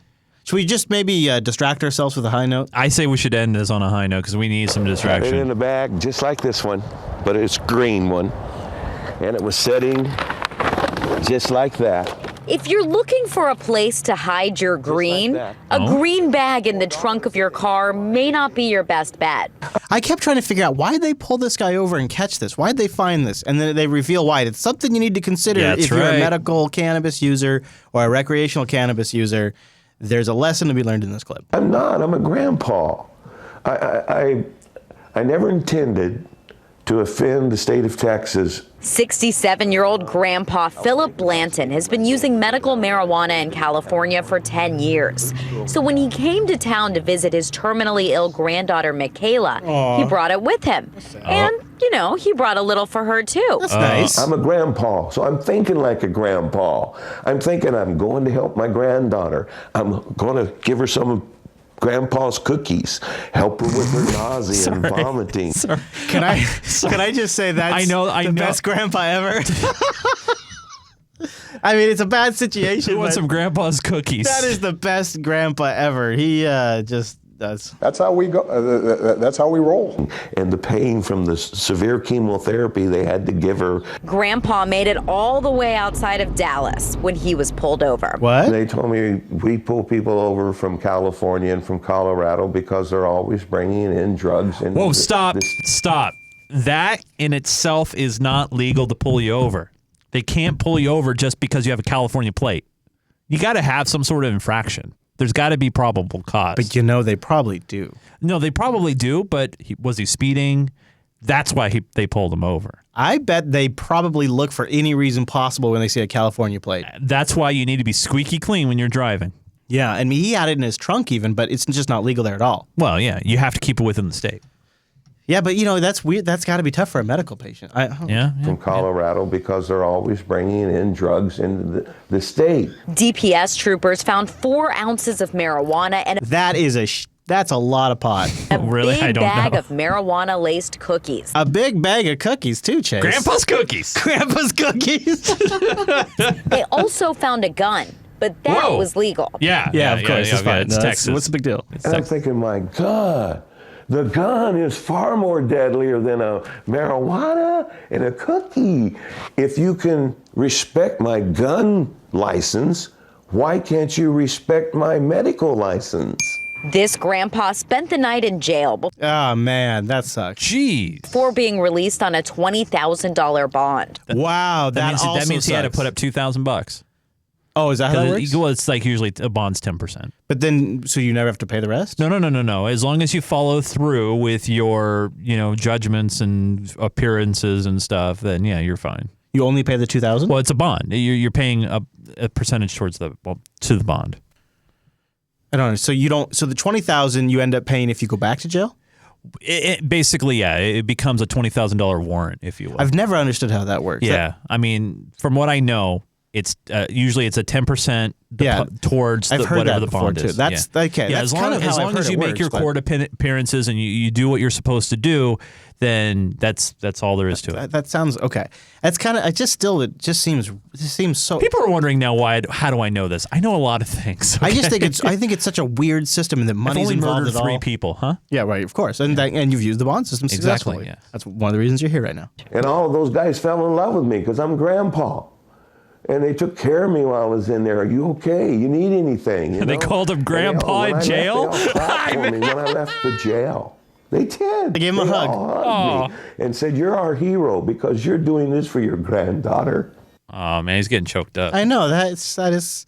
So that's sort of like a mixed emotional story. No, it's one of those things where he's right. He's able to bring his gun around, but marijuana on his own that he's using for personal use and to give his granddaughter, he's thrown in jail and arrested. And what if he had a gallon of vodka in the trunk? Oh, that's probably fine if it's sealed. One obvious concern is that the United Sessions was getting his what are they confirmation hearing. Thank you. And he was asked about cannabis. Yeah. And so I thought we would end the high note on Sessions' answer, so this goes back to the point that we were just making about you shouldn't really freak out until they're in office, because one of the things that pro-recreational cannabis outlets are very concerned about, and Normal and other outfits, was Trump's appointment here. Yeah. They really thought that Sessions might really put an end to recreational cannabis, might make this a lot harder. So I was waiting to see what he might say, and we found ourselves a little clip on this very part. And I think, overall, not a bad answer. concern is that the United States Congress has made the possession of marijuana in every state and distribution of it an illegal act. So if that's something is not desired any longer, Congress should pass a law to change the rule. It's not so much the Attorney General's job to decide what laws to enforce. We should do our job and enforce laws effectively as we're able. That's a pretty logical response. And is it still just a tax law that makes it illegal across state? I can't remember. Isn't it a tax law where there's no legal way to pay the tax, so therefore it's illegal to have it? Right. And that's how it's illegal. And it's at also federal because level? it's also because it's on the DEA schedule list as well. I think there's a hiccup right, there but too. Yeah. like congressionally, is that their part? I think so. And then the DEA would have to unschedule it. Yeah. But if Congress did their part, that seems like that would go a long way. It totally would. Yeah. I would love to know more. Maybe if you know, unfilter.reddit.com. The Republicans will pass something. They'll distract you. They'll say, yeah, it's good. You're good to go. Meanwhile, they'll do something else behind the scenes. Unfilter.reddit.com for any other stories that you might think we'd be interested in, and clips. Chris, during the week, obviously, you're pushing out more great content on your blog. Where can people check out your blog stuff? It's a vlog, Jace, yeah, I'm sorry. it's a You're video blog. very millennial. Sorry. Very millennial. I hate you. YouTube.com/Chris Fisher. You'll probably be in the next one. Ooh, I know. Yeah, assuming I can figure out some more content before I fall asleep tonight. Fair enough. Now, Mr. Chase, yes, can Chris. people find you online? Yes, please check out my gaming streams that I've been doing as much as I can, playing a lot of Battlefield 1 and other various games with the community at twitch.tv/GeekGamerTV. Love it. It's so much fun.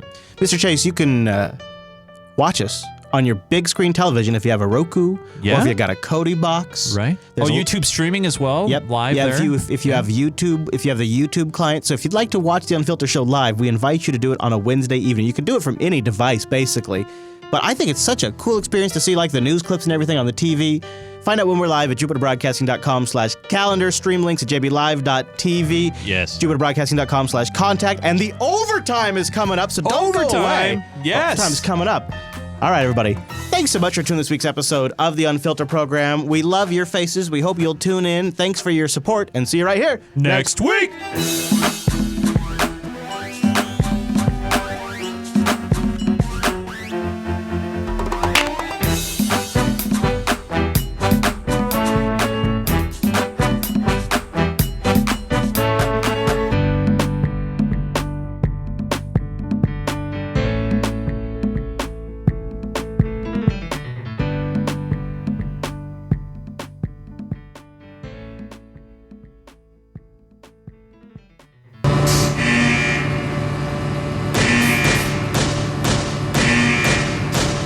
It's not fake news, it's true. The Unfilter show is not over.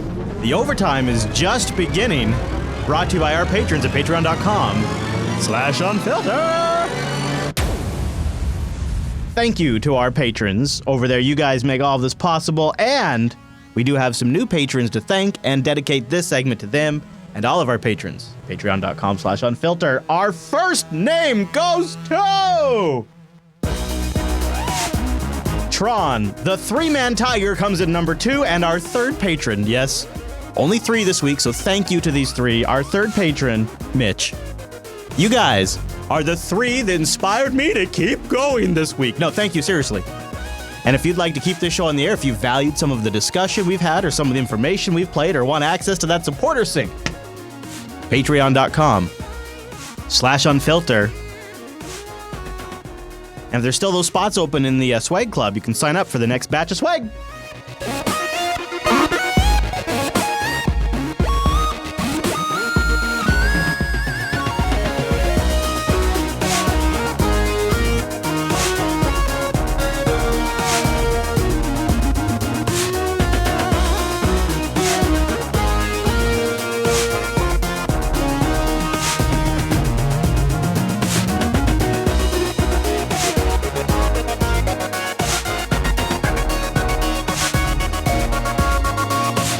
Okay, by now you guys that have been listening for a while are hip to how I roll. I want to start the overtime off with some additional cyber news.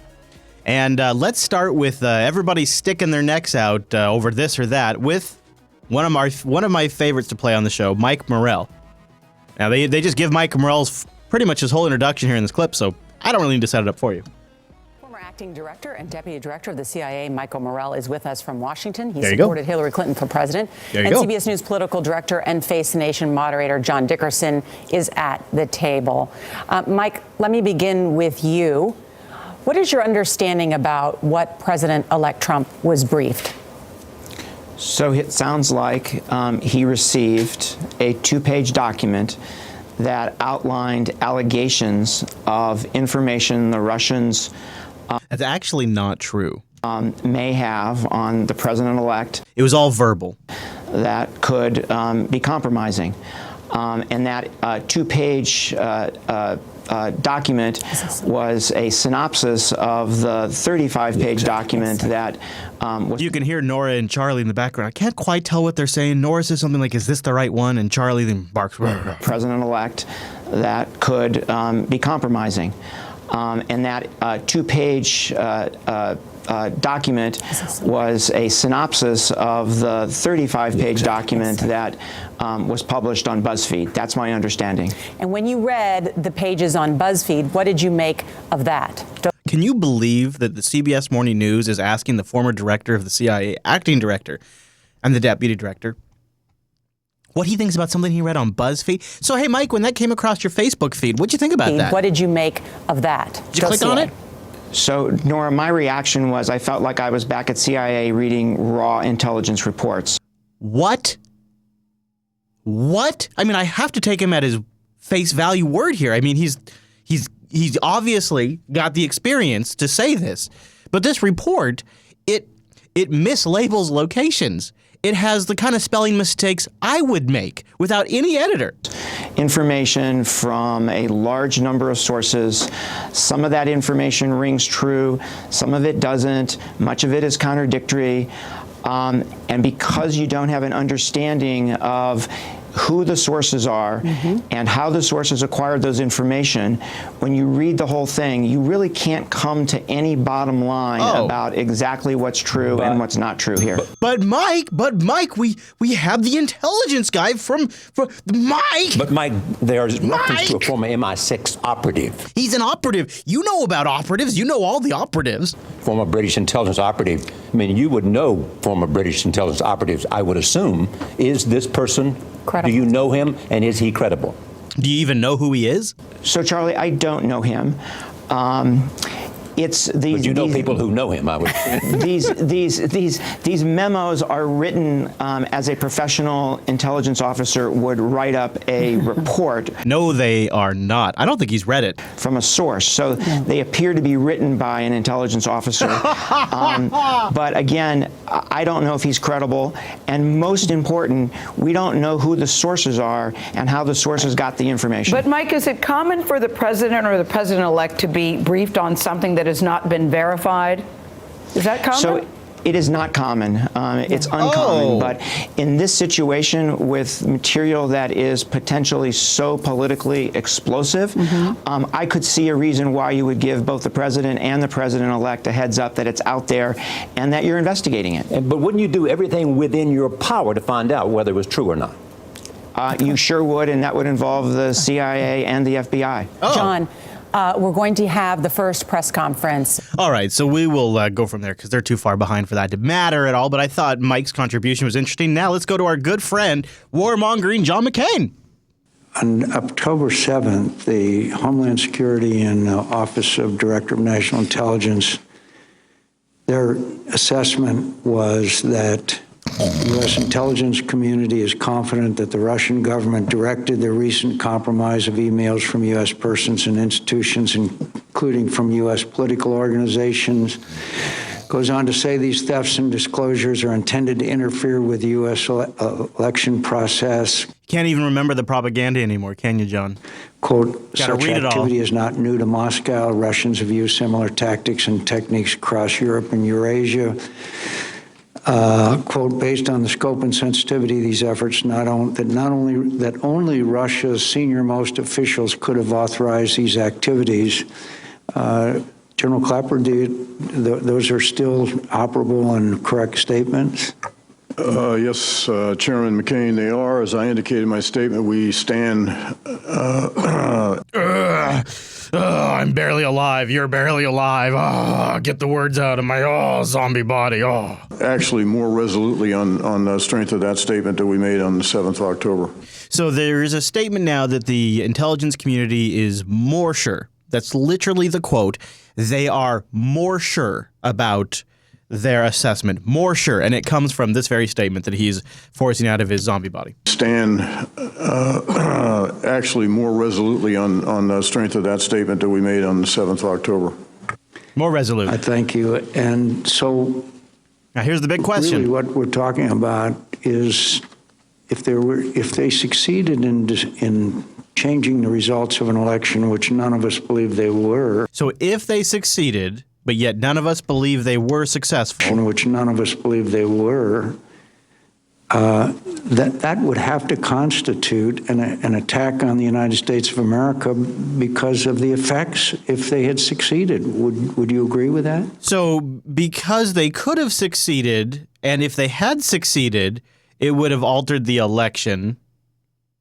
Because they could have succeeded, it's still an act of aggression, ergo an act of war. Ergo, we should respond as if they did alter the election. First, we cannot say they did not change any vote tallies or anything of that sort. Yeah, I'm just talking. We have no way of gauging. He just shushed John McCain. Did you see that with his hand? It was a nonverbal shush, but he just stopped John McCain. We have no way of gauging. Right there. He just did it right there. He shuts up John McCain. If you're watching the video version, watch closely. Or anything of that sort. Yeah, I'm just talking. We have no way of gauging. Just wait, young one. Hold on. Little one. I'm in the middle of explaining to you, little one. Hold on. And because of his position of authority, because it's the intelligence agencies that run the government, that run the world, he doesn't even have to verbalize it. Because John is so cued in that, okay. Now, if you've watched John McCain, he'll often talk over guests. No, little hand went up. And we had no way of gauging. Yep. First, one more time. We cannot say they did not change any vote tallies or anything of that vote sort. Tallies. Okay, here it comes. And we have no way of gauging the impact that certainly the intelligence community can't gauge the impact it had on choices the electorate made. There's no way for us to gauge that. Man, that Russia is playing some high-level stuff. Whether or not that constitutes an act of war, I think, is a very heavy policy call that I don't believe the intelligence community should make. Yeah, you think? No, we're just going to push you the direction we want by scaring the shit out of you about the Russians. Now, John McCain's water-carrying boy, Lindsey Graham, witch hunt's a strong term. President-elect of the United States of America saying this is a witch hunt. Let's give him the benefit of the doubt. He hasn't had the briefing yet, the official briefing that President Obama got from the intel community. The one that's been leaked to us, the official briefing that only President Obama and NBC has received. You know that one? If it's still his belief after. Here's the deal for me. I think he's worried that inquiring into what Russia did in the election is going to undermine his credibility and his legitimacy. Yeah. Quite frankly, I haven't heard any Democrat at all of prominence say that we doubt that Donald Trump won. It's because you're all going out of your way to say the vote tallies weren't altered. You're all going out of your way to say that. John McCain even couches his question to Clapper with that. You're intentionally couching that, which often makes me suspicious. When you do that, it feels like messaging. It feels like advertising. Say that we doubt that Donald Trump won. Putin's not the reason that Clinton lost and Trump won. I don't think anybody's saying that. Well, Hillary is. So, Mr. President-elect, that's not what we're trying to do. When he said any Democrats of prominence, was he referring to Hillary? I'm sorry to do this, because it's Lindsey Graham. But he must be referring to Hillary because Hillary is the Democrat. Well, the Clintons in general are the Democrats saying we played that leaked audio where she literally blamed Putin for having a personal vendetta against her. He personally has a vendetta against me. It's Putin's fault. The election is going to undermine his credibility and his legitimacy. Quite frankly, I haven't heard any Democrat at all of prominence say that we doubt that Donald Trump won. Putin's not the reason that Clinton lost and Trump won. I don't think anybody's saying that. So, Mr. President-elect, that's not what we're trying to do. What we're trying to do is find out what the Russians did in our elections and make sure that other people, including the Russians, won't do it next time. No doubt in my mind that Russians interfered, that John Podesta's emails were hacked by the Russians. I believe that statement is truthful. Not the Podesta one. Well, I should let him finish but I actually think when he says that I believe the Russians interfered in our election, I think they are being truthful because they believe that RT is a successful propaganda tool. RT gets no views. RT gets dramatically less views than MSNBC. And MSNBC gets so little views, they're basically irrelevant, except for Morning Joe. It's bad. It's really bad. Although we do have a new MSNBC show coming up in just a little bit. But to say that RT, it cracks me up. RT is like some massive propaganda. Most of the world does not ever see RT. They only hear about RT. We're one of the few places that plays RT clips because it's different. It's different. Nobody else does it. It's different to hear from RT. It's different to get Russia's perspective. It's an odd thing they often say. It's not commonplace. But when they talk about Russia altering the election, they're going to later on, if they ever get caught, if the CIA sources are ever revealed to be bogus or something drops that prove this whole thing is the shit show that it really is, Lindsey Graham and the fools like him will say, well, I was referring to RT altering the opinions of the voters. not the hacking stuff. We said that never changed the vote. I was referring to the propaganda arm of Putin. Donald Trump won. Putin's not the reason that Clinton lost and Trump won. I don't think anybody's saying that. So, Mr. President-elect, that's not what we're trying to do. What we're trying to do is find out what the Russians did in our elections and make sure that other people, including the Russians, won't do it next time.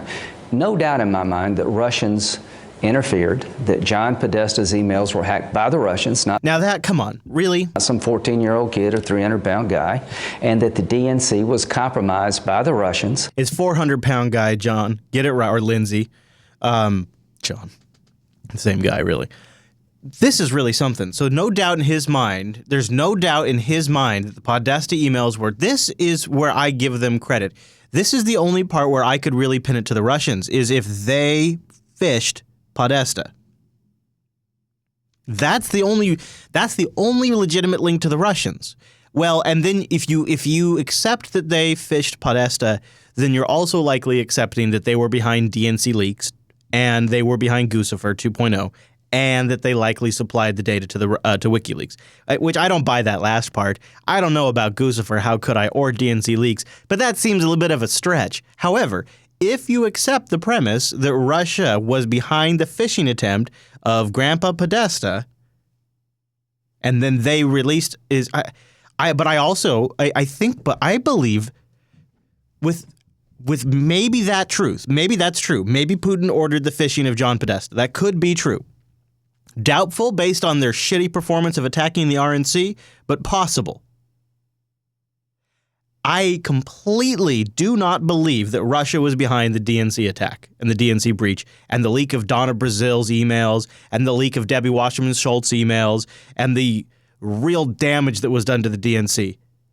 Not only were those emails not directly about Hillary Clinton or by Hillary Clinton, so there's less incentive, it doesn't even make sense for the narrative, but I just simply believe, based on the reporting we did at the time and the continued stories we have followed on since Seth Rich was murdered, that it was an internal leak by a Bernie supporter who got wind of the crap that was going on in the DNC, knew that they were screwing his guy, and if you recall, there was some real shit in there.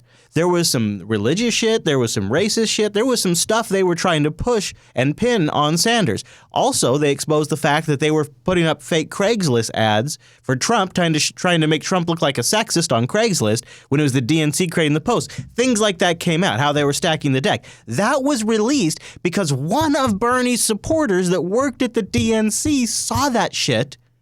His name was Seth Rich. And until they solve his murder, we ought to mention his name every damn show because it's not the Russians. It's Seth Rich. His birthday was just last week. And so when Lindsey Graham's sitting here talking about the Russians hacking the DNC, that's bogus. Podesta? I don't see any other stories that sound more credible. I could see it. Honestly, I wouldn't be surprised if it's somebody working for WikiLeaks or something like that. It's such a simple attack. And it would be such a great way to get juicy journalists. It would be journalistic. It would be, I mean, they're technically, depending on how you view them, media outlets. It would even be an act of journalism, potentially if it was WikiLeaks. But I could also see it being Russia when it comes to Podesta. When it comes to getting Debbie's emails and Donna's emails, that was Seth Rich. It wasn't the Russians. No matter what Lindsey Graham says, he believes. Do it next time. No doubt in my mind that Russians interfered, that John Podesta's emails were hacked by the Russians, not some 14-year-old kid or 300-pound guy. 400. And that the DNC was compromised by the Russians. That's not true. And it seems pretty clear to me that WikiLeaks got it from the Russians. It didn't affect the outcome, but they tried to interfere in our election. So he's going to be... It didn't interfere with the outcome. That's always the talking point. But what kind of sense does that make? What does that make? What does that even mean? If their entire premise is that the multi-year planning by Vlad was to alter the election, and then what? So he had like this third dimensional planning that he was doing, supposedly prepping for a Donald Trump presidency before Donald Trump even wins the general election. And if you go by some accounts, before Donald Trump even was running for president. But he starts building these bilateral ties to the Trump organizations, he starts laying the groundwork for a Trump presidency in 2016. When the entire world knows that Jeb Bush and Hillary Clinton are planning to run. But okay, but again, that doesn't sway Putin because he's third dimension. He's third dimension. So he knows that it's now time for populism in America because he is so tuned in to what the American people want. He has enough time as the leader of Russia to close. Remember, this is, according to the media, all ordered by Putin. So he must be doing this. This is the only thing that makes sense. This is the only way this could possibly work, right? He must be watching the American people, figuring out what pushes their buttons, realizing that it's a Bernie Sanders, Donald Trump kind of year. And he must be doing this, if you go by some accounts, as early as 2012. This is how third dimensional Vladimir Putin is. He's figured all this out by 2012. Top people in the DNC haven't figured this out. Barack Obama hasn't figured this out. Hillary Clinton hasn't figured this out. The entire media hasn't figured this out. Chris Fisher hasn't figured this out. But Vladimir Putin is so tuned in to the needs of the American people, he's figured it out. But let's be more generous. Let's say he figured it out in 2015. Starts getting everybody ready for the 2016 election. Gets them all lined up. He orders the hack of the DNC because he's so third dimensional. Instead of going after Hillary to discredit Hillary, or going after her VP pick, or going after Bill, or going after the foundation, he goes after the DNC. During the primaries, the phase of the election that really doesn't matter. And he exposes the shit sandwich at the DNC. Because he's so third dimensional, he understands that by November, this will derail the Hillary Clinton campaign. Thereby,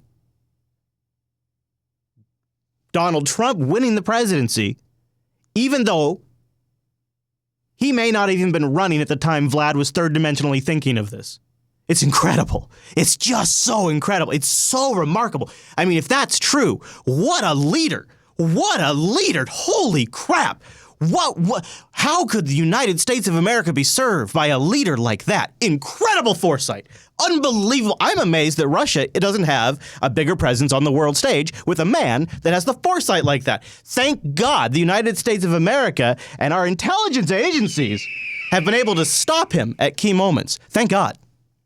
If only for the CIA. Because he's that smart. They're keeping him off at bay. He probably also, because Putin's this good, he probably stacked the deck so that Comey got in office, so he would be running the FBI, so that he would investigate Hillary, so that he would send that letter to Congress just before the election. He thought of all of that when Comey was getting elected, when Comey was getting put in. He somehow manipulated Barack Obama to pick Comey. So that way Comey could throw the election for Donald Trump too. Why don't we just throw that in there too? Comey was somehow influenced by Vladimir Putin. That's the only thing that makes sense, because that's also one of the reasons Hillary lost the election, right? Right. Year-old kid, a 300-pound guy. 400. And that the DNC was compromised by the Russians. And it seems pretty clear to me that WikiLeaks got it from the Russians. It didn't affect the outcome, but they tried to interfere in our election. So he's going to be the defender of the free world here pretty soon. In a couple of weeks, Donald Trump will be the defender of the free world and democracy. You should let everybody know in America, Republicans and Democrats, that you're going to make Russia pay a price for trying to interfere. Even though it didn't affect the outcome, they tried to interfere, and they need to pay a price. Third time in this interview. And I don't care what their motives were. But I just point out this whole issue of... Did you know John was there the whole time? John McCain sitting there like a zombie. Cyber attacks is much larger than just this election. Oh, yeah. Okay. Oh, gosh. Okay. Yeah. All right. You already had your time, John. Now it's time for the other John. Jeez, come on. The Obama administration claims Moscow continues to launch cyber attacks. I asked Secretary of State John Kerry yesterday about whether Russia is still hacking American targets. Where is it today? Well, we take it very seriously. But are they continuing to do it as far as you know? The president, they're continuing to do it in places, yeah. Do what? What? Do what? say, what are they talking about? You remember, if you've been around for a while, that cyber meant to have online sex. Let's just have fun with this clip as just like a little bit of a entremont. Let's just have fun. We'll move on to more serious stuff. Seriously, we have actually some pretty serious stuff coming up. But let's just give ourselves a treat. So every time they say cyber, you think the type of cyber it really meant. See, that's what's interesting is these dumbass bureaucrats started using this term cyber, and they didn't realize that it already had a use online, and it meant sexing. And it's if you go back to the Iraq War, because I've been doing some research to kind of compare the propaganda before weapons of mass destruction, the lead up to Iraq. I've been kind of comparing that media propaganda where they just ate the line from the CIA, just like they're eating the lines from the CIA. They just ate it all up.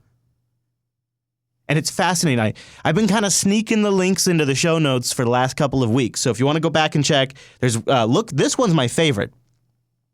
The Iraqi Electronic Army is they didn't, instead of calling it cyber, it was electronic attack. Or I think it was something like to that degree. They didn't use the term cyber back then. So you can't go find cyber attack stories from Iraq, but you can go back and find electronic attacks from Iraq, and they have a different term.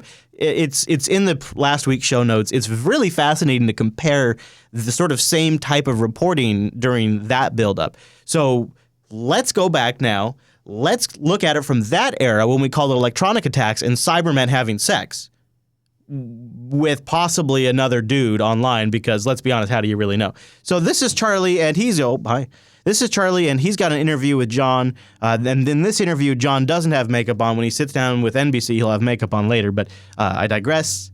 Let's have our moment of fun. Continuing to do it in places, yes. And do we assume we do it to them? They assume that we do, and they think we do, but not the same kind of thing, no. What's different? Well, there's a lot of cyber back and forth in the world of probing certain governmental entities, etc. I don't even... Okay, so we are a legit 37 seconds into this clip. Can anybody in the chat room tell me what either of these two men have said? Both top of their careers. John Kerry constantly sticking that tongue out, by the way. What have they said? Anybody there's been probing? Is that what they've said? Chat room. What have Charlie Rose and John Kerry said in the last 37 seconds of our lives? What is he saying? I don't even know what he's saying. It is... I'll play a little bit more. Remember, we're playing our game still. Here we go. They're continuing to do it in places, yes. No, and do we assume we do it to them? They assume that we do, and they think we do, but not the same kind of thing. No. I like the Charlie. I know. Where is it today? Well, we take it very seriously today. But are they continuing to do it as far as you know? The president, they're continuing to do it in places, yes. No, and do we assume we do it to them? They assume that we do, and they think we do, but not the same kind of thing, no. What's different? What just happened? Well, there's a lot of cyber back and forth in the world of probing certain governmental entities, etc.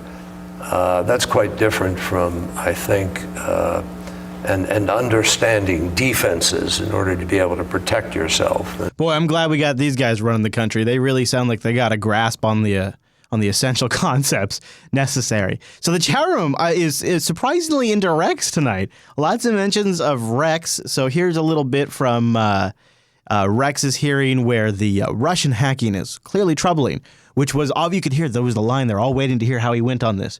Well, this is how do you pass this litmus test, Rex? Do you believe during the 2016 presidential campaign, Russian intelligence services directed a campaign of active measures? Yeah, that's Rubio. And yeah, he still looks butthurt. I noticed that too. Do you believe during the 2016 presidential campaign, Russian intelligence services directed a campaign of active measures involving the hacking of emails, the strategic leak of these emails, the use of internet trolls, and the dissemination of fake news with the goal of denigrating a presidential candidate and also undermining faith in our election process? How can even Rubio be essentially carrying water for Clinton? I mean, this really shows you the dividing lines. It's not actually even about the Clintons. It's about the war machine. It's about the military and the intelligence agencies having a clear understanding of what their future role is, what their funding is.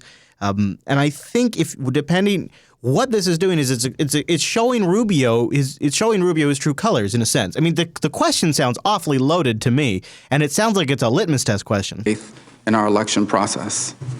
Senator, I've had no unclassified briefings because I've not received my clearance yet. However, I did read the interagency report that was released on January the 6th. That report clearly is troubling and indicates that all of the actions you just described were undertaken. Based on your knowledge of Russian leaders and Russian politics, do you believe these activities could have happened without the knowledge and the consent of Vladimir Putin? Oh, the key question. I'm not in a position to be able to make that determination. Again, that's indicated in the report. This is the test, though, Rex. But I know there's additional classified information that might inform my You've engaged in significant business. In other words, the report says nothing. The report says nothing. Maybe the classified stuff would, well, here, listen. These activities could have happened without the knowledge and the consent of Vladimir Putin. I'm not in a position to be able to make that determination. Again, that's indicated in the report, but I know there's additional classified information that might. That's a couch. That's totally a couch. He doesn't want to answer because it's not really. It's in the report. It says that these would be motives and Putin would have to direct it. That's what he would if it was carried out by these intelligence agencies and the Russian government. It would have been under order of Putin. That's what the report says. You've engaged in significant business activities in Russia, so I'm sure you're aware that very few things of a major proportion happen in that country without Vladimir Putin's permission. So I ask, based on your views of Russian politics and your experience, is it possible for something like this involving the United States elections to have happened without Vladimir Putin knowing about it and authorizing it? I think that's a fair assumption. That he would have needed to. So he does. I mean, he does kind of answer the question in a way that's going to make him, I think, barely pass the test. Welcome to the very first edition of For the Record. Remember I said there'd be a new MSNBC show coming up? She is Greta from Fox. Tucker's, I think, in her time slot right now, and she moved from Fox to MSNBC. What's going on? Let's get right to the news. Those confirmation battles on Capitol Hill, the first real test for the incoming Trump administration. Democrats want to delay some hearings because key ethic filings are not complete, while Republicans want to move forward, and now. Today, the president-elect sounded confident.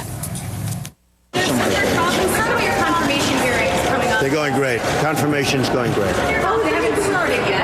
I think they'll all pass. I think every nomination will be, they're all at the highest level. Jack was even saying, I mean, they are at the absolute highest level. I think they're going to do very well. There's some concern about Jeff Sessions in particular. No, I think he's going to do great. High-quality man. Now, here's what's really interesting about, not to just ignore what Trump just said there. It's just, I honestly, I have such a hard time even giving a shit what that man says because he barely says anything. He's a great man. Okay, well, thanks.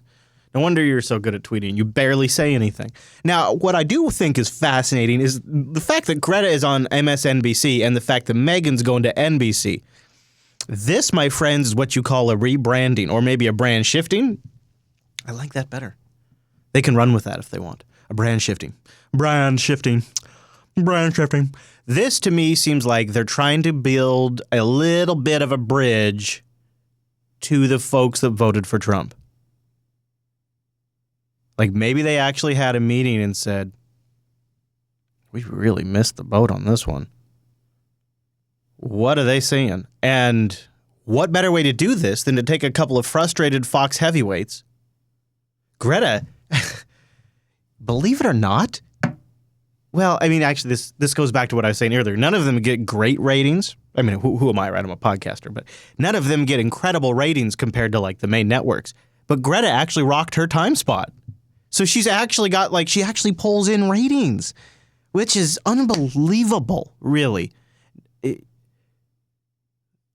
I'm legitimately left speechless by that fact. But so it's not like they are getting like the bottom rung Fox anchor on MSNBC. That's not the case. I'm not saying she gets O'Reilly numbers, but I'm saying while she's on the air, she beats the other networks. And they moved her to MSNBC. Same with Meghan. NBC. Meghan, I think, does much better. This feels like a brand shift to me. And it's like a really quiet, subtle one. Like it's like one of those reorganizing of the chairs while the people on air like haven't really put all the pieces together. I'm not sure who knows? Who knows? But this seems like a big shift because, and if you don't, if you don't watch a lot of news, you might not understand like what a radical thing this is to have happening right now on MSNBC. This is this is the Rachel Maddow network. This is the Chris Hayes network. Ben Brywai. But what happens next in Greta's first 40 minutes or 40 seconds in her first few minutes of her first show on MSNBC, what happens next, I'm shocked to see on MSNBC. Also today, Trump's son-in-law, Jared Kushner, named senior advisor to the president. Trump declined to answer questions about that and several other issues. Mr. President-elect, could you talk a little bit about your preparation? This actually isn't the part I really care about. I mean, you might. This right there, that face right there is. Senator John McCain joins us right now. Nice to see you, Senator. Well, congratulations. It's wonderful to be back with you again, and it was a short pause, and may I just say you're one of the true professionals that I have had the opportunity of dealing with, and it's great to be with you, and I'm honored to be on your first show. Senator, thank you very much, and I wanted to be on my first show, and welcome, and what a time it is right now. We're having incredible. I just want to leave that frame up there for a second and just like mentally take a picture of that. That's MSNBC, everybody. That's got to be a brand shift. That's got to be a brand shift. Wow, I am not moving very fast. I apologize.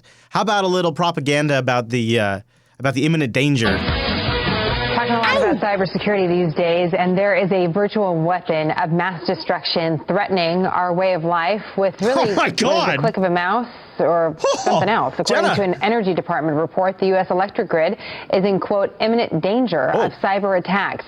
It points out the devastating impact of such a digital danger, including putting millions of lives in danger, not to mention a major hit on the U.S. economy. The report also makes dozens and dozens of recommendations on how we can protect ourselves, the price tag reaching into the $500 billion mark. Oh my God! Why does it cost $500 billion to unplug stuff from the internet? I don't understand what's going on there. It's really easy. I could do it for you for $1 million. Yeah, I tell you what, a big deal. Actually, hold on, slow down. Not $1 million. I got to rethink about my costs. I'll do it for you for $50 million. How about that? Geez, how about that? That's way cheaper still. And I'll go around to all the power plants and I'll disconnect the control computers from the internet. And if you know what? I'll even throw in a switch to isolate them for you for the same. No, I won't even raise the cost. Unless it's more than a 24 port. Then you're paying for that. What am I kidding? You're going to pay for all the equipment. But yeah, and I'm still going to save you money. You don't need to spend almost $1 trillion. Just disconnect it from the internet. I know it's a radical idea, but somehow it managed to work before 2000 and whatever. So maybe we could just try that for a little bit. And I'm not even saying keep it that way. I'm not being a Luddite. I'd do it for 5 years until you have a comprehensive cybersecurity program. Okay, I mean, is that such a big deal? These systems are likely from the 80s anyways. Connect over serial. I don't really see what the problem is here. I don't really see what the problem is.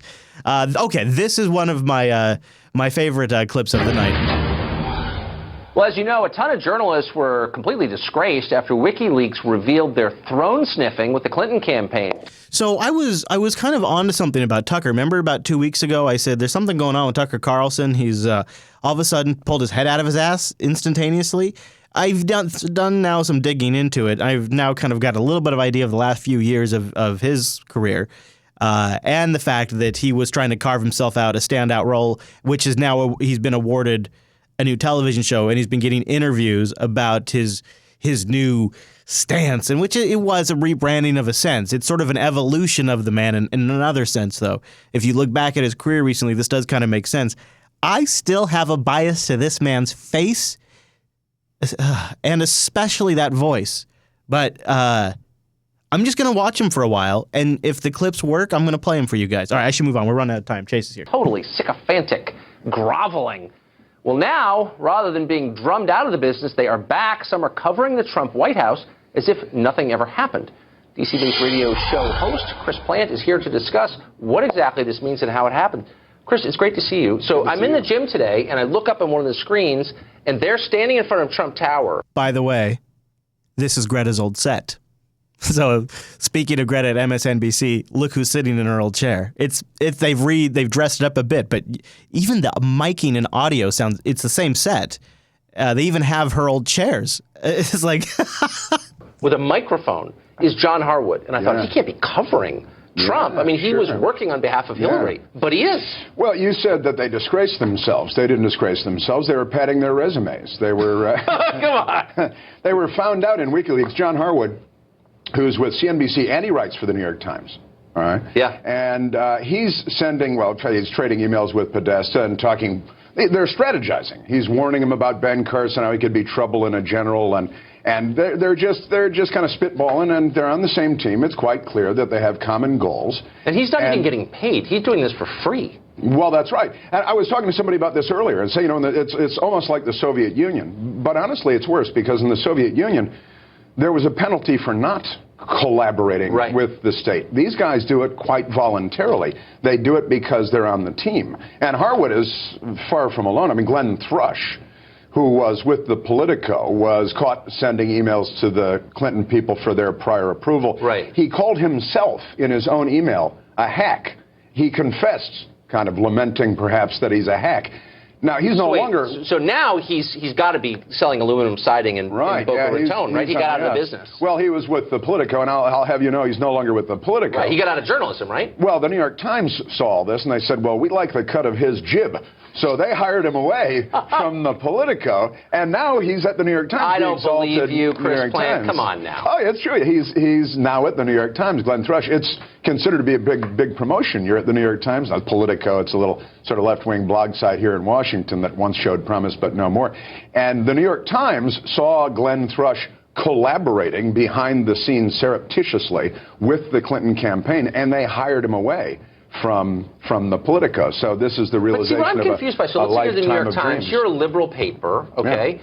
And you want to also simultaneously pretend to be America's paper. So why wouldn't you just hire people who are surreptitiously liberal, secret liberals? Right. Why do you have to hire someone whom everybody knows has a political agenda? You're basically not trying anymore, are you? Well, no, you're not. You're right. And it's kind of, look, the news media is now conspiring out in the open against the Trump administration, against the Republican Congress. Obstructionism is now a virtue. Remember when it was horrible, Mitch McConnell suggested that he wasn't going to support Barack Obama's agenda and the agenda of the opposing party. Now it's noble. It's a holy mission. And honestly, there's this thing. Have you caught onto this where the dreaded normalization? Don't normalize Trump.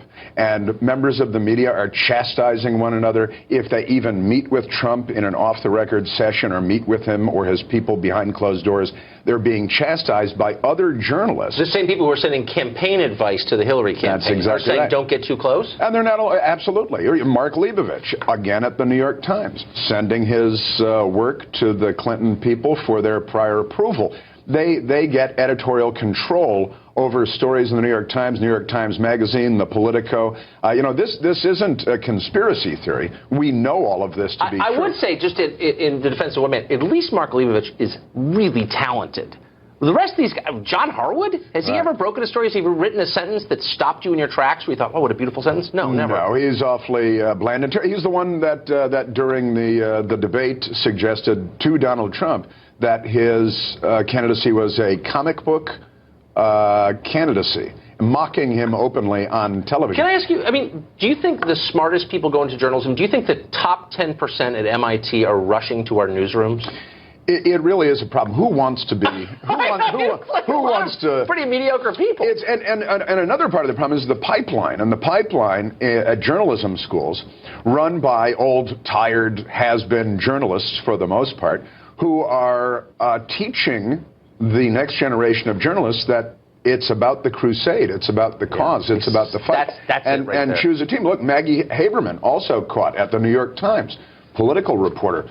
Award-winning. Yeah. These are all award-winning journalists at the top of the industry in the United States of America, and they've all been proven to be hacks, and there's no consequence whatsoever. Now, if you ever caught one, which would never happen, collaborating with Trump behind the curtain like this, that would be the end of their career. Yeah. I don't think we're getting those awards. But your award is in the good work that you do, and it is excellent. That was a decent interview by Taka. Hello, Mr. Chase. Hello. You did watch the press conference. Yeah, I did. Yeah. I have a. How do you think I did? What do you mean? Oh, my press conference. Oh, I thought you meant the other guy's press conference. Other guy. Yeah. All right, so let's end the overtime on a bit of a funny note. This is, I just play this for your analysis. I will leave it without mine, just for now, your. Contrast that with this thing, The Real Housewives of ISIS. Yes, that title really came as a surprise to me, that's for sure. It is a satirical comedy skit from the BBC. That's Britain's state-run media organisation. Watch some of it. So this is my 6th marriage. I've been widowed 5 times. 6 times. Are you ready, girls? Can you believe that? This is tasteless and terrible. I know. But then again, Saturday Night Live has done a spoof saying, me with it yesterday. on the Sharks, Shark Tank. This is ISIS, so it's not unprecedented. ISIS emojis. Oh, babes, I love it. You look gorgeous. She looked massive. You're gonna need a lot of Semtex to kill that one. Oh, guys. Hey, ladies. What So styling. What a complete. She knew I had that jacket. Copies everything. Copy this. Oh my god. It's not unprecedented. It was so cringe. They do this on Saturday Night Live. They did it. Just look it up. ISIS, Saturday Night Live. He They've likes done it. He likes it. Look at this. They like it, Chase. Yeah. They like it. It's Fox business. No one watches but us. You go check it out. You can watch it on your own time, everybody. That's right. Well, thanks for joining us. If you made it this far, you are a champion. Yes. If you're watching on the YouTube, smash that a thumb up thingy that they have there. I've never actually clicked it in my life. What? No, that's not true. But I feel like if you watch this on YouTube this far, you should say, I vote for long form content. Because YouTube's all about like 6 to 10 minute videos. You know what I mean? I know. And this was no 6 to 10 minute video. And if you like that kind of thing, you gotta vote with the thumb up button. You gotta dig. Is that what they call it? You gotta dig it. Dig it. Dig. Yeah. Oh, and actually /dot it too. All right, thanks everybody. See ya. See you next time.